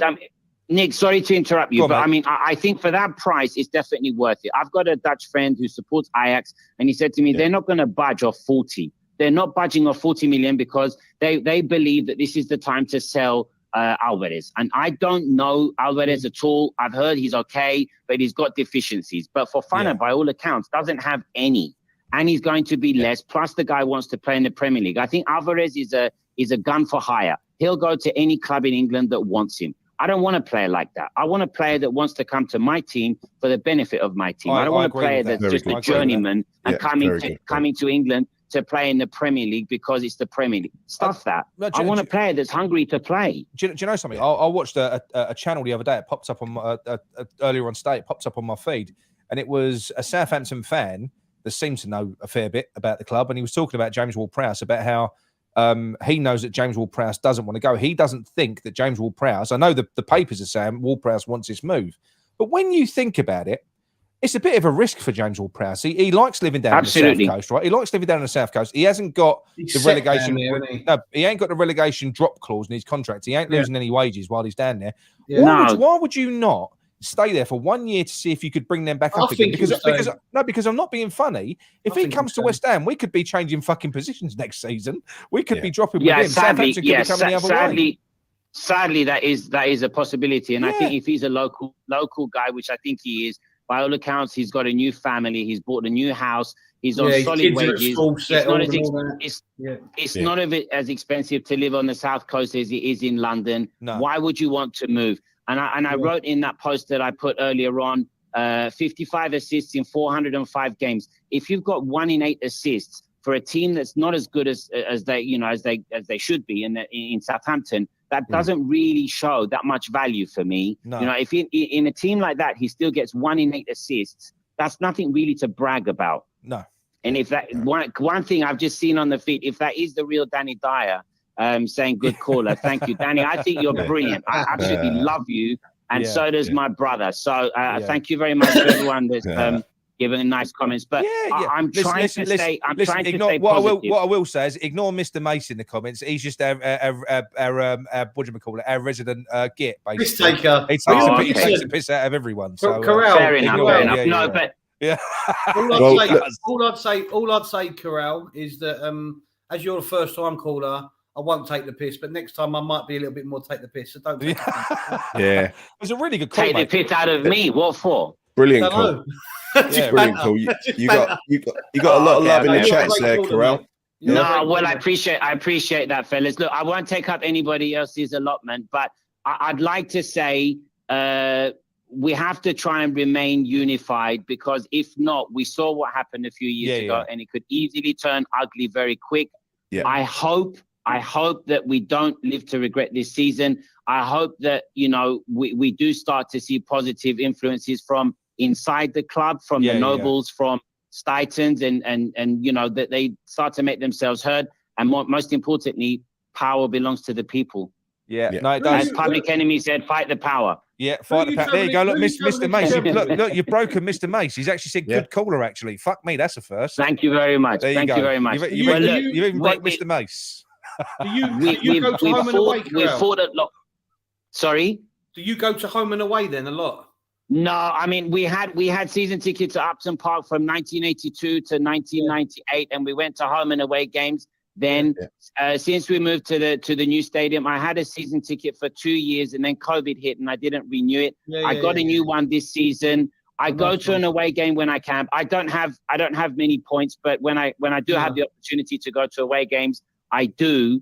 I went to Palace game a few years ago, and it was brilliant. The away Palace game, we drew 1-1, but the atmosphere was fantastic. But I've been going since '82, like I said, and I remember my first game in 1982, and the '80s and '90s for me can never be replaced. And I went to most of the '86 team, the boys of '86 season. I went to nearly all of those games, home and away, and that was one of the greatest seasons that I think we can have. Yeah. All right, wishing you all a good night, and to everybody in the chat. Lovely to talk to all of you boys. Good evening, everyone. Make sure you call back in, mate. I will. Thank you, everyone. Cheers, thanks. Bye. Good call. Shall we name him after our ex-player, Alex Corral? Alex Corral. Yeah. No, because he won't. But then we won't play him. Yeah, this is true. I'm making sure I phone everyone back that's phoned me. Just quickly, I've starred some of the. You look through that thing. I've starred some comments. So Jonathan Moyes, this one made me laugh. Moyes can suck my balls as I teabag him and clock him on my nuts for being the biggest prick of shit brand of football. Hold on, John. This one. Thank you, Alex. Yes. Appreciate it. And Alex, to the others who have donated tonight. Thank you. Yeah, it does. Especially on the live shows, because we always get demonetised on the live shows because some people keep fucking swearing. It's normally me. So, yeah, it does help. Yeah. Thank you very much. Nigel says, where's Nigel's one? Go on. Nigel says, don't confuse what goes on social media as it replicates across the fan base as a whole. No, I know loads that don't do social media and don't mind Moyes. I don't mind Moyes, but for the better of the club, I think he should have gone. I also think a lot of people use social media. Yeah. Not everyone, but a lot of people do. James Fever at E20 Zone TV. Sullivan will always bring West Ham down. He's not ambitious owner. Until he's gone, nothing will change. Moyes' stubbornness is the problem. That's right. Well, they're both as stubborn as each other, aren't they? Yeah. It is like it's a match made in hell, isn't it? Yeah. Or heaven, from their point of view. Or heaven, Nick. Because you could look at it as the fact that Moyes is the perfect manager for Sullivan because he is his puppet and always blows smoke up his arse in interviews. Yeah. And on the other hand, Sullivan's the perfect owner or boss for Moyes because Moyes basically seemingly does what he wants and picks who he wants and plays who he wants. So it's a bit like they're a match made in heaven. They are an absolute match made in heaven for each other. Nigel says in regards to players going out on loan, youth coaches, including Pops' dad, deemed it best to put him out on loan because obviously now there's a loan committee, isn't there, made up of unknown. What I'll say is just one thing. Cullen is what comes to mind, Nigel. Oh, yeah. Oh, we've got a new Hello, Nigel. How you doing, mate? Hello, can you hear me? Yeah, I can hear you. How you doing? Oh, good right? Stuff. Yeah, it's Nick. You're on with Nick, Gary, and John. Hello, mate. Oh, hi, fellas. How you doing? Hello, mate. What's your name? Where you calling from? Internet. Oh, I'm calling from Poplar. Oh, it's our local boy. Good stuff. What's your name? Scott. Oh, lovely. Cheers, Scott. Mate. Yeah, Nick and John went to school in Poplar. Yeah, we did. Basically, I just want to talk about the old. I just want to talk about the old Scott McTominay's being linked with us with Harry Maguire, and anyone thought that was even possible. Oh, mate. Well, I think it was possible from the fact that David Moyes. I'm certain that Moyes wants them to. Certain of it. Yeah, but the thing is, right? Yeah, if you actually go back and watch the old, I think it's 2021 season, right? Yeah. Basically, Scott McTominay was playing centre defensive mid, right? Yeah. And he always left Harry Maguire exposed, right? And there was just like a rampage going on throughout the whole of Manchester United's fan base. They're both shit. I'm with you. I don't think they're really good. Yeah, but the thing is, Harry Maguire's not too bad, right? When we had Declan Rice, because the old, when we played for England, he had Rice actually covering him. Yep. Yeah. But when this is a fucking good point. This is a really good point. Yeah, Yeah, when I was hearing about like Scott McTominay being CDM, right, and then you watched actually the Man United games back then, Harry Maguire had like 2 players. Yeah, all the time. He was always being left exposed. He had to do something all donkey. He had to do something donkey, and just lunge at a player and look rubbish. Yeah, and then there would be a goal, right? I really didn't understand that. That really wound me up the most. Do you know what I mean?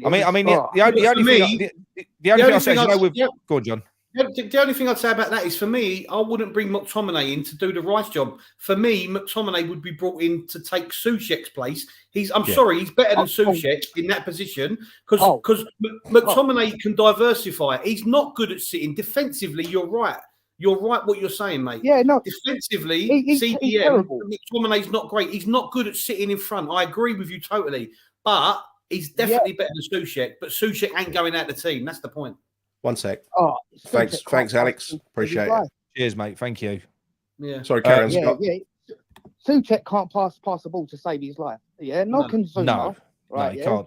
Zuma is terrible. If you remember when we went to that old tactic that Moyes was doing, I watched it when we was playing Newcastle. Every fucking tactic's old. What he does. Yeah, but you know, they was passing at the ball at the back. Yeah, it'll come to Zuma. Yeah, we don't trust Zuma on the ball. Zuma would just pass it to a Gerd, and the Gerd was doing that chip thing. Yeah, that was terrible. Yeah. It just showed me, that obviously we don't trust Zuma with the ball at all. Do you know what I mean? We've got Soufal, who's not a bad passer, but he runs the line too much. He's always getting exposed. He leaves his right back, spot open all the time. Yeah. I think there's a few players I'll get rid of. Do you know what I mean? I really don't rate our goalkeepers. Fab's all right, but he's small. His presence in the goal is just. So you're not an Areola fan, then? I know he ain't been good pre-season, has he?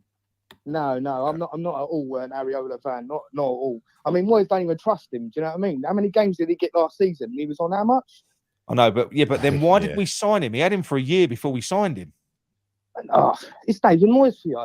It's like Soucek. Soucek's just the modern day Fellaini, right? Yeah, where he's just big, he can't pass the ball, but he's good at set pieces. Yeah, do you know what I mean? I can understand why we want Wood-Prowse, because he is good. Yeah, he's a decent player, but we can't have like Scott McTominay playing CDM with Harry Maguire there, I completely agree. Having James Wood-Prowse, and then having Paqueta. Me personally, I'd rather take Paqueta away from where he's playing at the moment at centre attacking mid. I'll play a bit more deeper, like what he does in Brazil, because he can do everything that James Wood-Prowse can do. He can open up play from the back. Do you know what I mean? He can play it for the left wing. I think my only issue with Paqueta especially because we tend to not hold the ball very well, so he ain't always got options. And what Paqueta don't do is Paqueta don't just bang the ball away. He'll always try and do something with it. You run the risk of Paqueta getting caught on the ball a lot in front of our back line. That's the only thing I'd say. Yeah, no, that's what we tried to play him in that role at the beginning, didn't we? And it didn't really work. And that's why we have to have a camp. But then we've got someone like Alvarez, who just sits there. I know we went for Polinia. I mean, he was a great player. We can't even his age was his age, innit? But his stats don't lie. Do you know what I mean? But Alvarez, you didn't fancy Polina, Nick, did you? No, I did not fancy Polina because I'll tell you what it was, mate. 60 million for a 28-year-old. No. But this, if we could have got, don't get me wrong, 30 million, no fucking brainer, no brainer at all. Great, it'd be a great addition. But this is what I'm saying. Because of inflation, we're saying players ain't good enough. But sometimes a player. Oh no, I never said he weren't good enough. What I said about him was that was just way too much money. I mean, like McTominay, I'll be honest with you, I don't think he's good enough for what we need. I think Polini is a specialist. I think the other guy you mentioned, Alvarez from Ajax. Right now, that geezer, I've been looking more and more into him because I didn't know much about him before this window, but I've been looking at a lot of this guy. West Ham fans will love him. He's a fucking animal. He's aggressive. Yeah. He's an aggressive beast and do you know what he is? He ain't the tallest. He's about 6'1", I think. So he's not the tallest, but he's relatively mobile. But do you know what? He's an animal in the air as well. Do you know like the way Dawson used to attack crosses? That's what this guy. That's what this guy does. But Alvarez is a converted centre back, so he's going to have those defensive attributes. Mate, we'll love him. He'll be like the new Repcro, I think. If we get someone like him. But in regards to McTominay, Archibald's hit the nail on the head here for me. McTominay is a number 8. He was originally a striker. He needs more of an attacking license. That's what I'm saying. I'm not saying bring him in to shield the back four. This is what people were misinterpreting, I think, with me. So is he what we need then, John? I've not seen that side of his game. I know we need two. We need McTominay, and we need a decent. If we brought in Alvarez with McTominay, for me that would work. Yeah, but that would work. Yeah, no, listen, that's what I'm saying. But I think any combination of midfielders that we've been talking about, if we can replace Souček out of this as well, because Declan Rice, bless him, like Flynn Downs. Obviously, look, Flynn Downs is fine, but he can't carry fucking Souček like what Rice did. No, Rice was doing the job of 2 men. It's a massive responsibility. So if go on, mate, go on. That's what, no, you're right. Rice was, and you know what? When he went to Arsenal, I was writing a lot of salty comments. Yeah, I'm really still salty. Yeah? I hope he flops. I still hope he flops, fucker.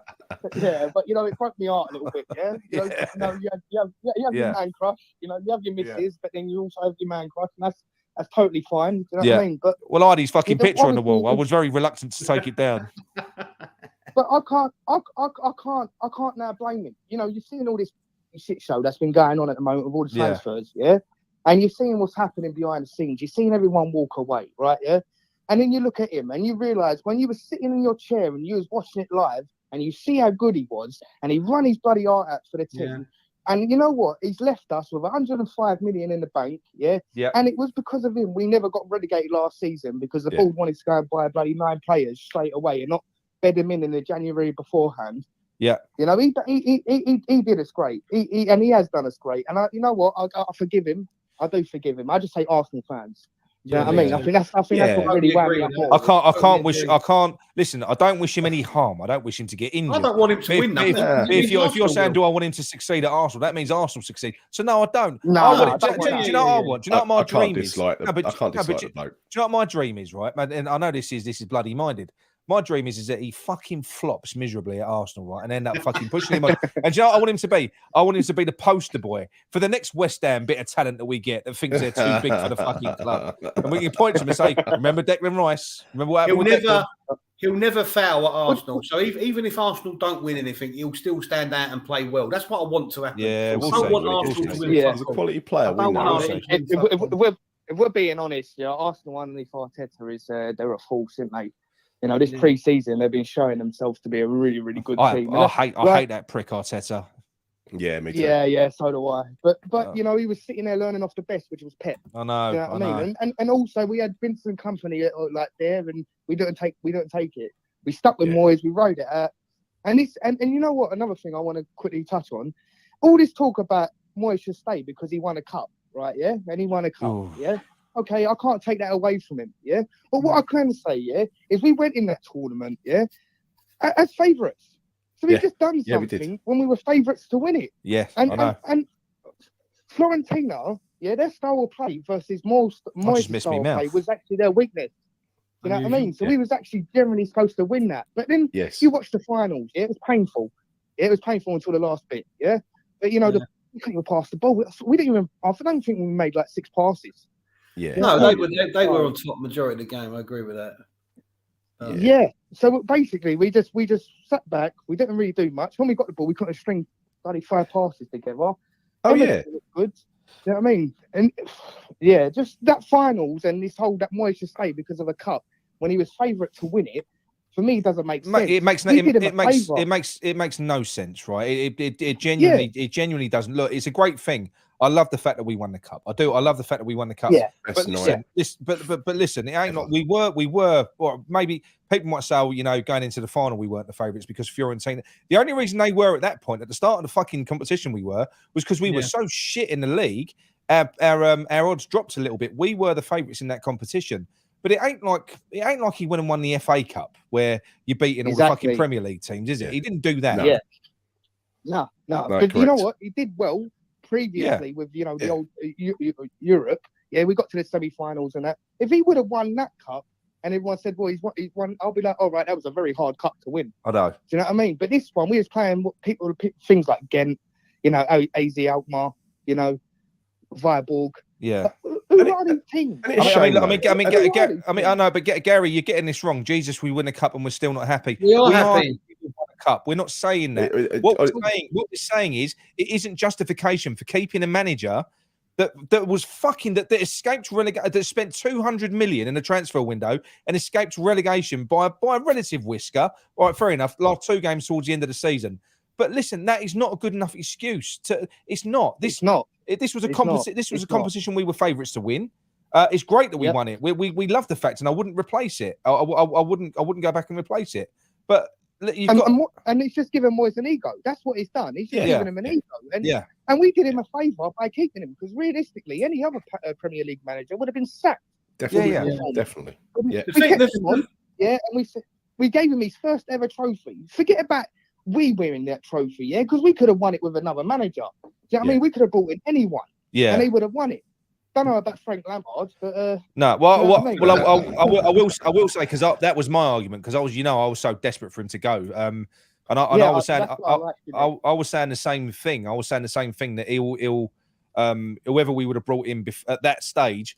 But looking back, I don't know, because our Premier League position was so precarious. I think a new manager coming in would have probably focused more on the Premier League, because they wouldn't have had the pressure of the cup, really. You know, David Moyes, I think that cup was David Moyes' lifeboat. That was his way of fucking staying afloat. So he took a big risk on that. He took a big risk focusing on that, didn't he? He did, yeah. He took a huge risk. Any half decent manager would have won that, though. Do you know what I mean? It was only all you had to really beat was Fiorentina. You know, that's all you really had to beat. Yeah, I think had a manager come in, had a manager come in and focused on it rather than just focus on keeping us up, I think absolutely they could have won the league. They could have won the cup. But I mean, it would have been hard to really keep us up anyway. You know, you had Declan Rice in midfield. You know, you Souček. You just get rid of Souček. You know, and we would have been able to pass the ball. I genuinely, and that's what I couldn't. That's what I will never ever grasp, right? Because people say that he tried something different at the start of the season, a possession-based game, right? Well, straight away, if you've got Souček in your team, there's your fucking problem. Because surely the fundamental thing that you need to do if you want to play a passing game is have players on the pitch that can pass the fucking ball. Listen,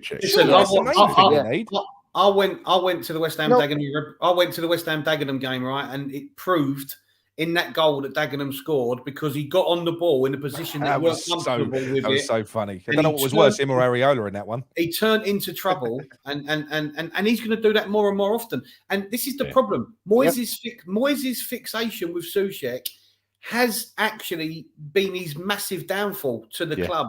In so much as we've had to hold Rice back, and we won't see what Arsenal are probably going to see from Arsenal in an attacking sense. And now, because we're looking to bring players in to that midfield, we're having to justify what type of players we bring in, not just because of the fact we've lost Rice, but also to accommodate Souček again. I know. Yeah, that's what it is. Yeah, this is what happens. And it's Moyes' ball, and he's our like modern day Fellaini, isn't he? He is. I want to touch on one. Go on, one last thing. Go on, we'll let you do it, Gary. Go on, one last thing. Because you're from Poplar, one last thing. Go on. Yeah, Poplar gets an extra. Obviously, Ings has got a little bit of stick from us, but it's not because obviously it's his bid. It's because obviously Moyes signed him and he doesn't fit the system. But I actually really do appreciate what Ings has done for the club in terms of how he's helped like Bowen, and he's helped a lot of players like Obama and stuff like that. He hasn't really been the greatest of footballers, but his positioning is next to none. And he's not fast, but he's always managed to be a little bit of a poacher. Now, the one thing that I'll basically say is, if it kind of wasn't for Ings neither, we wouldn't have like got the penalty in the finals. Yeah, his attitude's been bang on, isn't it? Oh, he's a professional. He has been good. But you know, during that penalty that we got in the finals, you see Bowen basically run up, and then he remembers what Ings said to him, because Ings told him to push back, I think, on a Ghent goal when Soufal took the throw in, and he just gave him a little pass. So when Bowen basically done that, it was a reminder of what Ings has said to him. So I appreciate him, because he teaches the wingers, he teaches Mubama, and I think he has been a great asset to the club. If I'm honest, I know he's not. I think he would be so much better if just say, for instance, Moyes does go either before the season starts or after. You'll see more better from Danny Ings. You'll see better from Danny Ings, because he is, like you just said, he's genuinely a quality player. Fair enough. We know. Look, listen, you might as well put me up front in that David Moyes system as opposed to Danny Ings, because he ain't. He's not mobile enough. He ain't mobile enough to play that role. Well, it's why Villa got rid of him. Yeah. It's why Villa got rid of him. Villa want to play one up top, and he couldn't do one up top. He needs to play in the two. I mean, that is the real fuck up, right? Yeah. Villa wanted to sell Danny Ings because he couldn't play up front on his own. So a team that want to play one up front go and buy him. So who bought him? But that's all over. I know, it's mental. But anyway, mate, thank you very much. That was a great call. Cheers, Scott. Yeah, cheers, Brilliant call. Cheers, take Scott. care. Yeah, I'll carry on watching. Cheers, Love mate. you, Scott. Take See care. you later. Bye. Thanks, mate. Good lad. Right, we'll take one more. We'll put it up. We'll take one more call before we close. If anyone does want to phone in. And it's a shame that we're having this conversation about Moyes when he could have gone with dignity and we would have wished him all the best and he would have He ain't gone going to down. go like that, Gary. He would have gone down as a legend in winning a cup and everything else. It's all going to go sour and we're going to end up really disliking him. We all said, and we all said, go out at the top because this is the top. You know, for fans at West Ham and for himself, who hasn't won a trophy before. Move on, win the trophy, walk away. What is a year? What are you expecting to happen in the next year? Really? Does he honestly think he's going to get through this season and get offered another massive contract at West Ham? He must do. He must do, John. No, that's it. I agree. I'll tell you what we do. No one's phoned in, so we'll close the phone lines now. John, just send us in a few questions of what you want us to talk about. We'll do 10, 15 minutes in the chat now. Can I just say one thing, right? Moyes has already said this is his last job. He's retiring after this. So this is a guy on the verge of retirement. Has he said that? Oh, no, hang on a minute. Yes. No. We don't do no caller ID, sorry. Could be anyone. Could actually be well, yeah, just in case. Just in case it's a fucking troll. Yeah. Who cares? Let them come on. No. It'd be good, wouldn't it? Yeah? No. It'd be good. Oh, we've had a proposal. Right, we've had a proposal in the chat. Jonathan Boyd says, "I want to marry Happy Hammerette." At least I know who she's texting in the evenings. We'll be West Ham. She's on all the channels. She is Hammerette. She loves the older. She loves the older channels. She gets about, doesn't she? Gets about. Yeah. Shaky says Soucek's been given the captain's armband in pre-season. Is that a sign of things to come? I think yes. Yes. Because he'll play every minute of every game. New deal, captain every game. Andy Armit in regards to Areola. Areola's playing like a keeper who wants to leave or be away because he knows Moyes will start Fabianski at Bournemouth. It'd be such a piss take if he does, you know. I mean, really did you obviously saw the game yesterday. Their goal, as much as it was a good goal, do you think he was a little bit... He sort of watched it a lot for me. I don't know. I'm not sure if he was at fault as such. But look to me. I think personally, I think Areola's a good keeper. Okay, it is. Look, it's subjective. I think he's a good keeper. And personally, to me, he looks a bit crestfallen. It looks like a guy that was promised that he was going to be number one, and that now I think he's probably. I think Fabianski is going to start the season. He's going to start the season. Yeah, Nigel's adamant that as well. I mean, it's pretty obvious, right? As you get older, you get worse. When you're talking about he's gone from 37 to 38, and now he's going to be 39. With every year at that age, something is going to start falling off, or something's not going to work as well as it did before. It doesn't matter how fit he is. That's age, right? Yeah. So Martin Duggan says, who would you? Let's have a quick one here, right? You don't have to go into massive detail, but who would you have as captain, Gary? Your choice. Well, if he stays, it'd probably be Aguerd or Paqueta. I might be tempted to give it to Paqueta because he leads by example, I think. Yeah, he did towards the back end of the year. Nick? Yeah. If he's going to play all year... Oh, no, actually, I'm changing my mind because this is a player I do think will play all year. I'd go Emerson. Yeah, good call. Good call. I think he's done really well for us. I'd go Aguerd because I think I often think the captain has to see the whole game in front of him. I think it has to be a defender, and Aguerd is multilingual, can speak all the languages and communicate with everybody. So for me, it would have to be Aguerd. We've got another question here from Hammers Mikey. We know the answer to this one, Mikey. Which one of you lads would win in a punch-up with each other? Honestly, John's got the fucking turning circle with an Arctic lorry, and he's got the biggest head. It's the biggest target going. But what I will say is, with any of us, we're so unfit. We'd be windmilling. It'd be like it'd be really good. We'd be explosive for about 30 seconds. But if there was no killer blows, we'd end up like it'd be the worst fucking fight. Do you know what the thing is, Mike? We'd be like, hang on a minute, time out. Hang on. Do you know what the thing is? Mike? We have, and Gary will admit. Gary will. put his hand up and agree with this. Me and Nick have actually argued so much before that we've actually discussed getting in a ring and having a fight. Yeah, I'll fuck it. I'll do it. I'll do it. I'd love to do it. I'd fucking hit you so many times you think you were surrounded. I'd open you up like a tin of beans, you muppet. Sniper's dream, they're calling John. He is, yeah. He is What are they saying? Fucking mate, honestly, it's an impossible target to miss. Right. Let me just get this through to people. I reckon I could fight you blindfolded and still catch your face. Let me finish. There's no way Nick has a bigger head than me. It's just that his camera. No, Nick's camera is set up further away from him than mine is. So, Nick, you got a bigger head than me. No one's got a bigger head than you. You're like a caricature figure. How do we ban Hughes 77? He's getting right on my fucking nerves. Old man Shaggy says Kera isn't captain material. Aguerd for me. Yeah, I agree. When Kera first come in, I saw him. He was very vocal, and I was like, "Oh, he looks good." He seems to have gone a bit. Yeah. A question here from West Ham for Life. Out of every transfer target that you've seen, who do you want us to sign most out of all of them? Fofana. He would be an exciting or Gallagher. Fofana or Gallagher. And Gallagher. What's this geezer doing here? When I did, someone's called you a Roblox character as well, right? Why are you coming for me? He's a perfect square. Hang on. When I did the West, can we give this geezer carte blanche to someone when he wants? Gary is too easy going. Nick would be too busy yelling at everyone. You lose your money, Gary. You lose your money. I said we're going to have to do it. We're going to have to set it up. Well, I was talking about doing a YouTube five-a-side competition amongst all the other channels. That would fuck me up, I reckon. That would fuck me up. It'd be a laugh. It'd be a laugh, wouldn't it? Virgil like watching an upside-down head. It's starting again, isn't it? The whole thing. Dexter Fletcher, blockhead technology. Fuck a lot of you. We've got Mr. Mace as a question.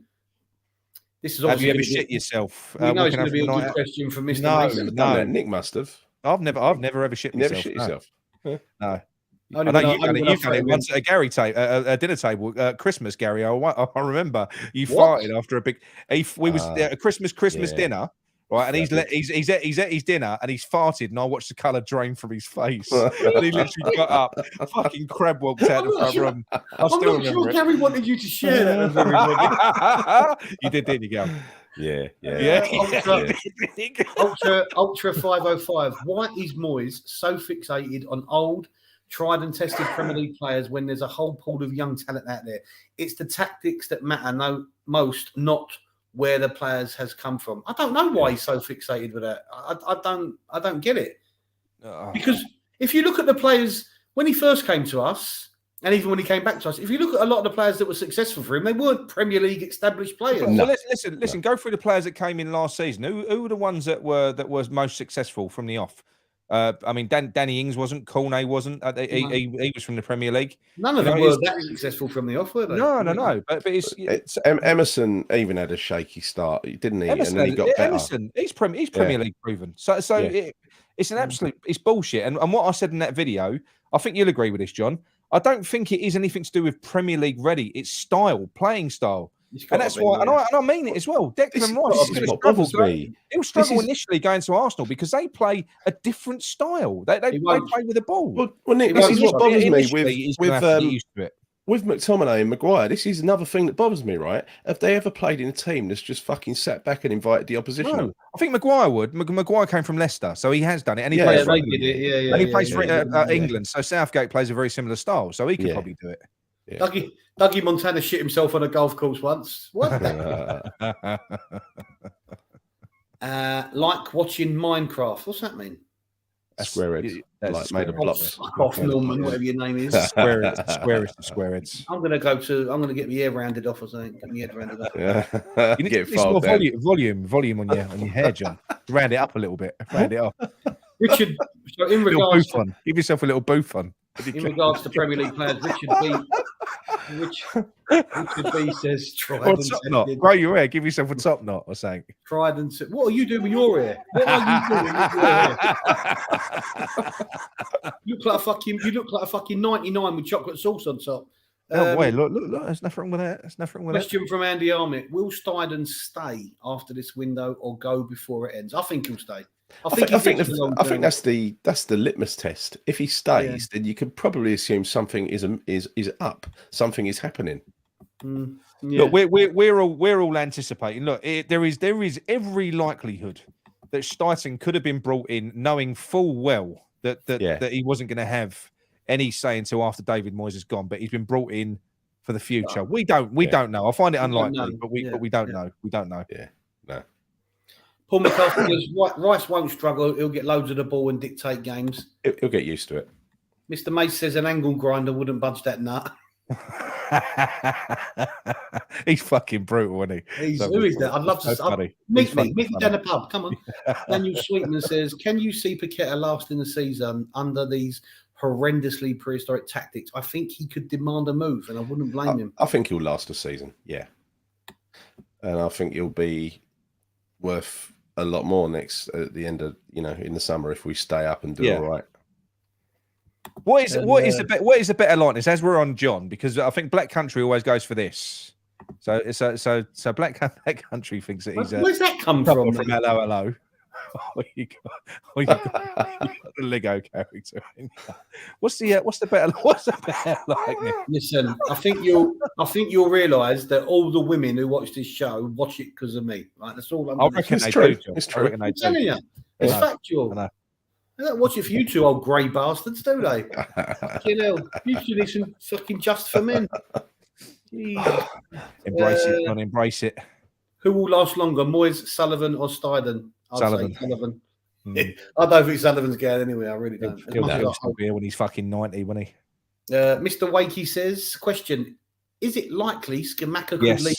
I think he will. I think he will 100%. I'll be amazed if he's still here because it's only because he ain't playing in the friendlies, right? He's not playing in any friendlies. So why is that? Well, he did. He came on. He came on with 20 minutes left. He got some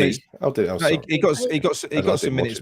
No, he was in Australia. He was in Australia as well. He was on the tour over there. Remember? First game. But listen, I think that Scamacca is the type of guy that I think if he wants to move, I think you almost let him move. Especially with his fucking mafioso cars up. Mafioso granddad will come over. Yeah. Mafioso granddad. Take Moyes' kneecaps out. I hope we keep him. Let's keep him. This is exactly who you used to are. Nick and Gary are like the two old guys from the Nice, isn't it? Yeah, who sit in the theatre box. That is exactly who you are. We've got the honey monster sitting in the middle. Look. The women just want to ride in the Lego taxi. It's just abuse again. There's no questions. There's no questions anymore. These knobs are just abusing me. So fucking hate that. Right. Anyway, look. Should we look to wrap it up now? Anyway, we've done 2 hours. It's a brilliant show. Gary, do your thing. That was really good, actually. This has been my favourite one for weeks. I've really enjoyed it. Loads of new callers tonight as well, and really good ones as well. Alex from Romford, Scott from Poplar, and Alex Corral from, where was he from? I don't know where he was from. I don't know what. Alex was from Romford as well. No, Corral. Corral. Alex Corral. Where was Corral from? Oh, I don't know, but he spoke very well, and he used big words. He used really very big words that people in our chat have no idea what he said because they're thick. A lot of our people in our chat have got no intellect at all. Don't you listen to that, because some really good points made tonight in the chat. It's been really good chat. This is from John. Gary, what is our WhatsApp group like when John's doing his show and he's like, "Where's the button?" I can't do it. It's like talking to your nan who's never watched a TV before.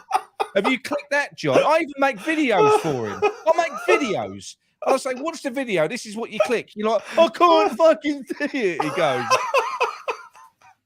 goes, honestly. Yeah. Listen, you two push buttons all day for a living, right? I'm the 5th emergency service, right? That's all I'm going to say. Right, go on. Right, so Tuesday night, 2 Hammers show, Nick and Dan from West Ham Fan TV. That's right, isn't it? Yep. Wednesday night is me with Phil Williams from Stop Hammer Time podcast. And we'll do some rambles as and when we get some surprise news that we've actually signed someone. You never know, right? John will be on ramble duty next week. Yeah. You get some rambles from John. So until next time, see you soon. Come on, you irons. Human you irons. Where's the button? How do I end this show? Where's the button to end it?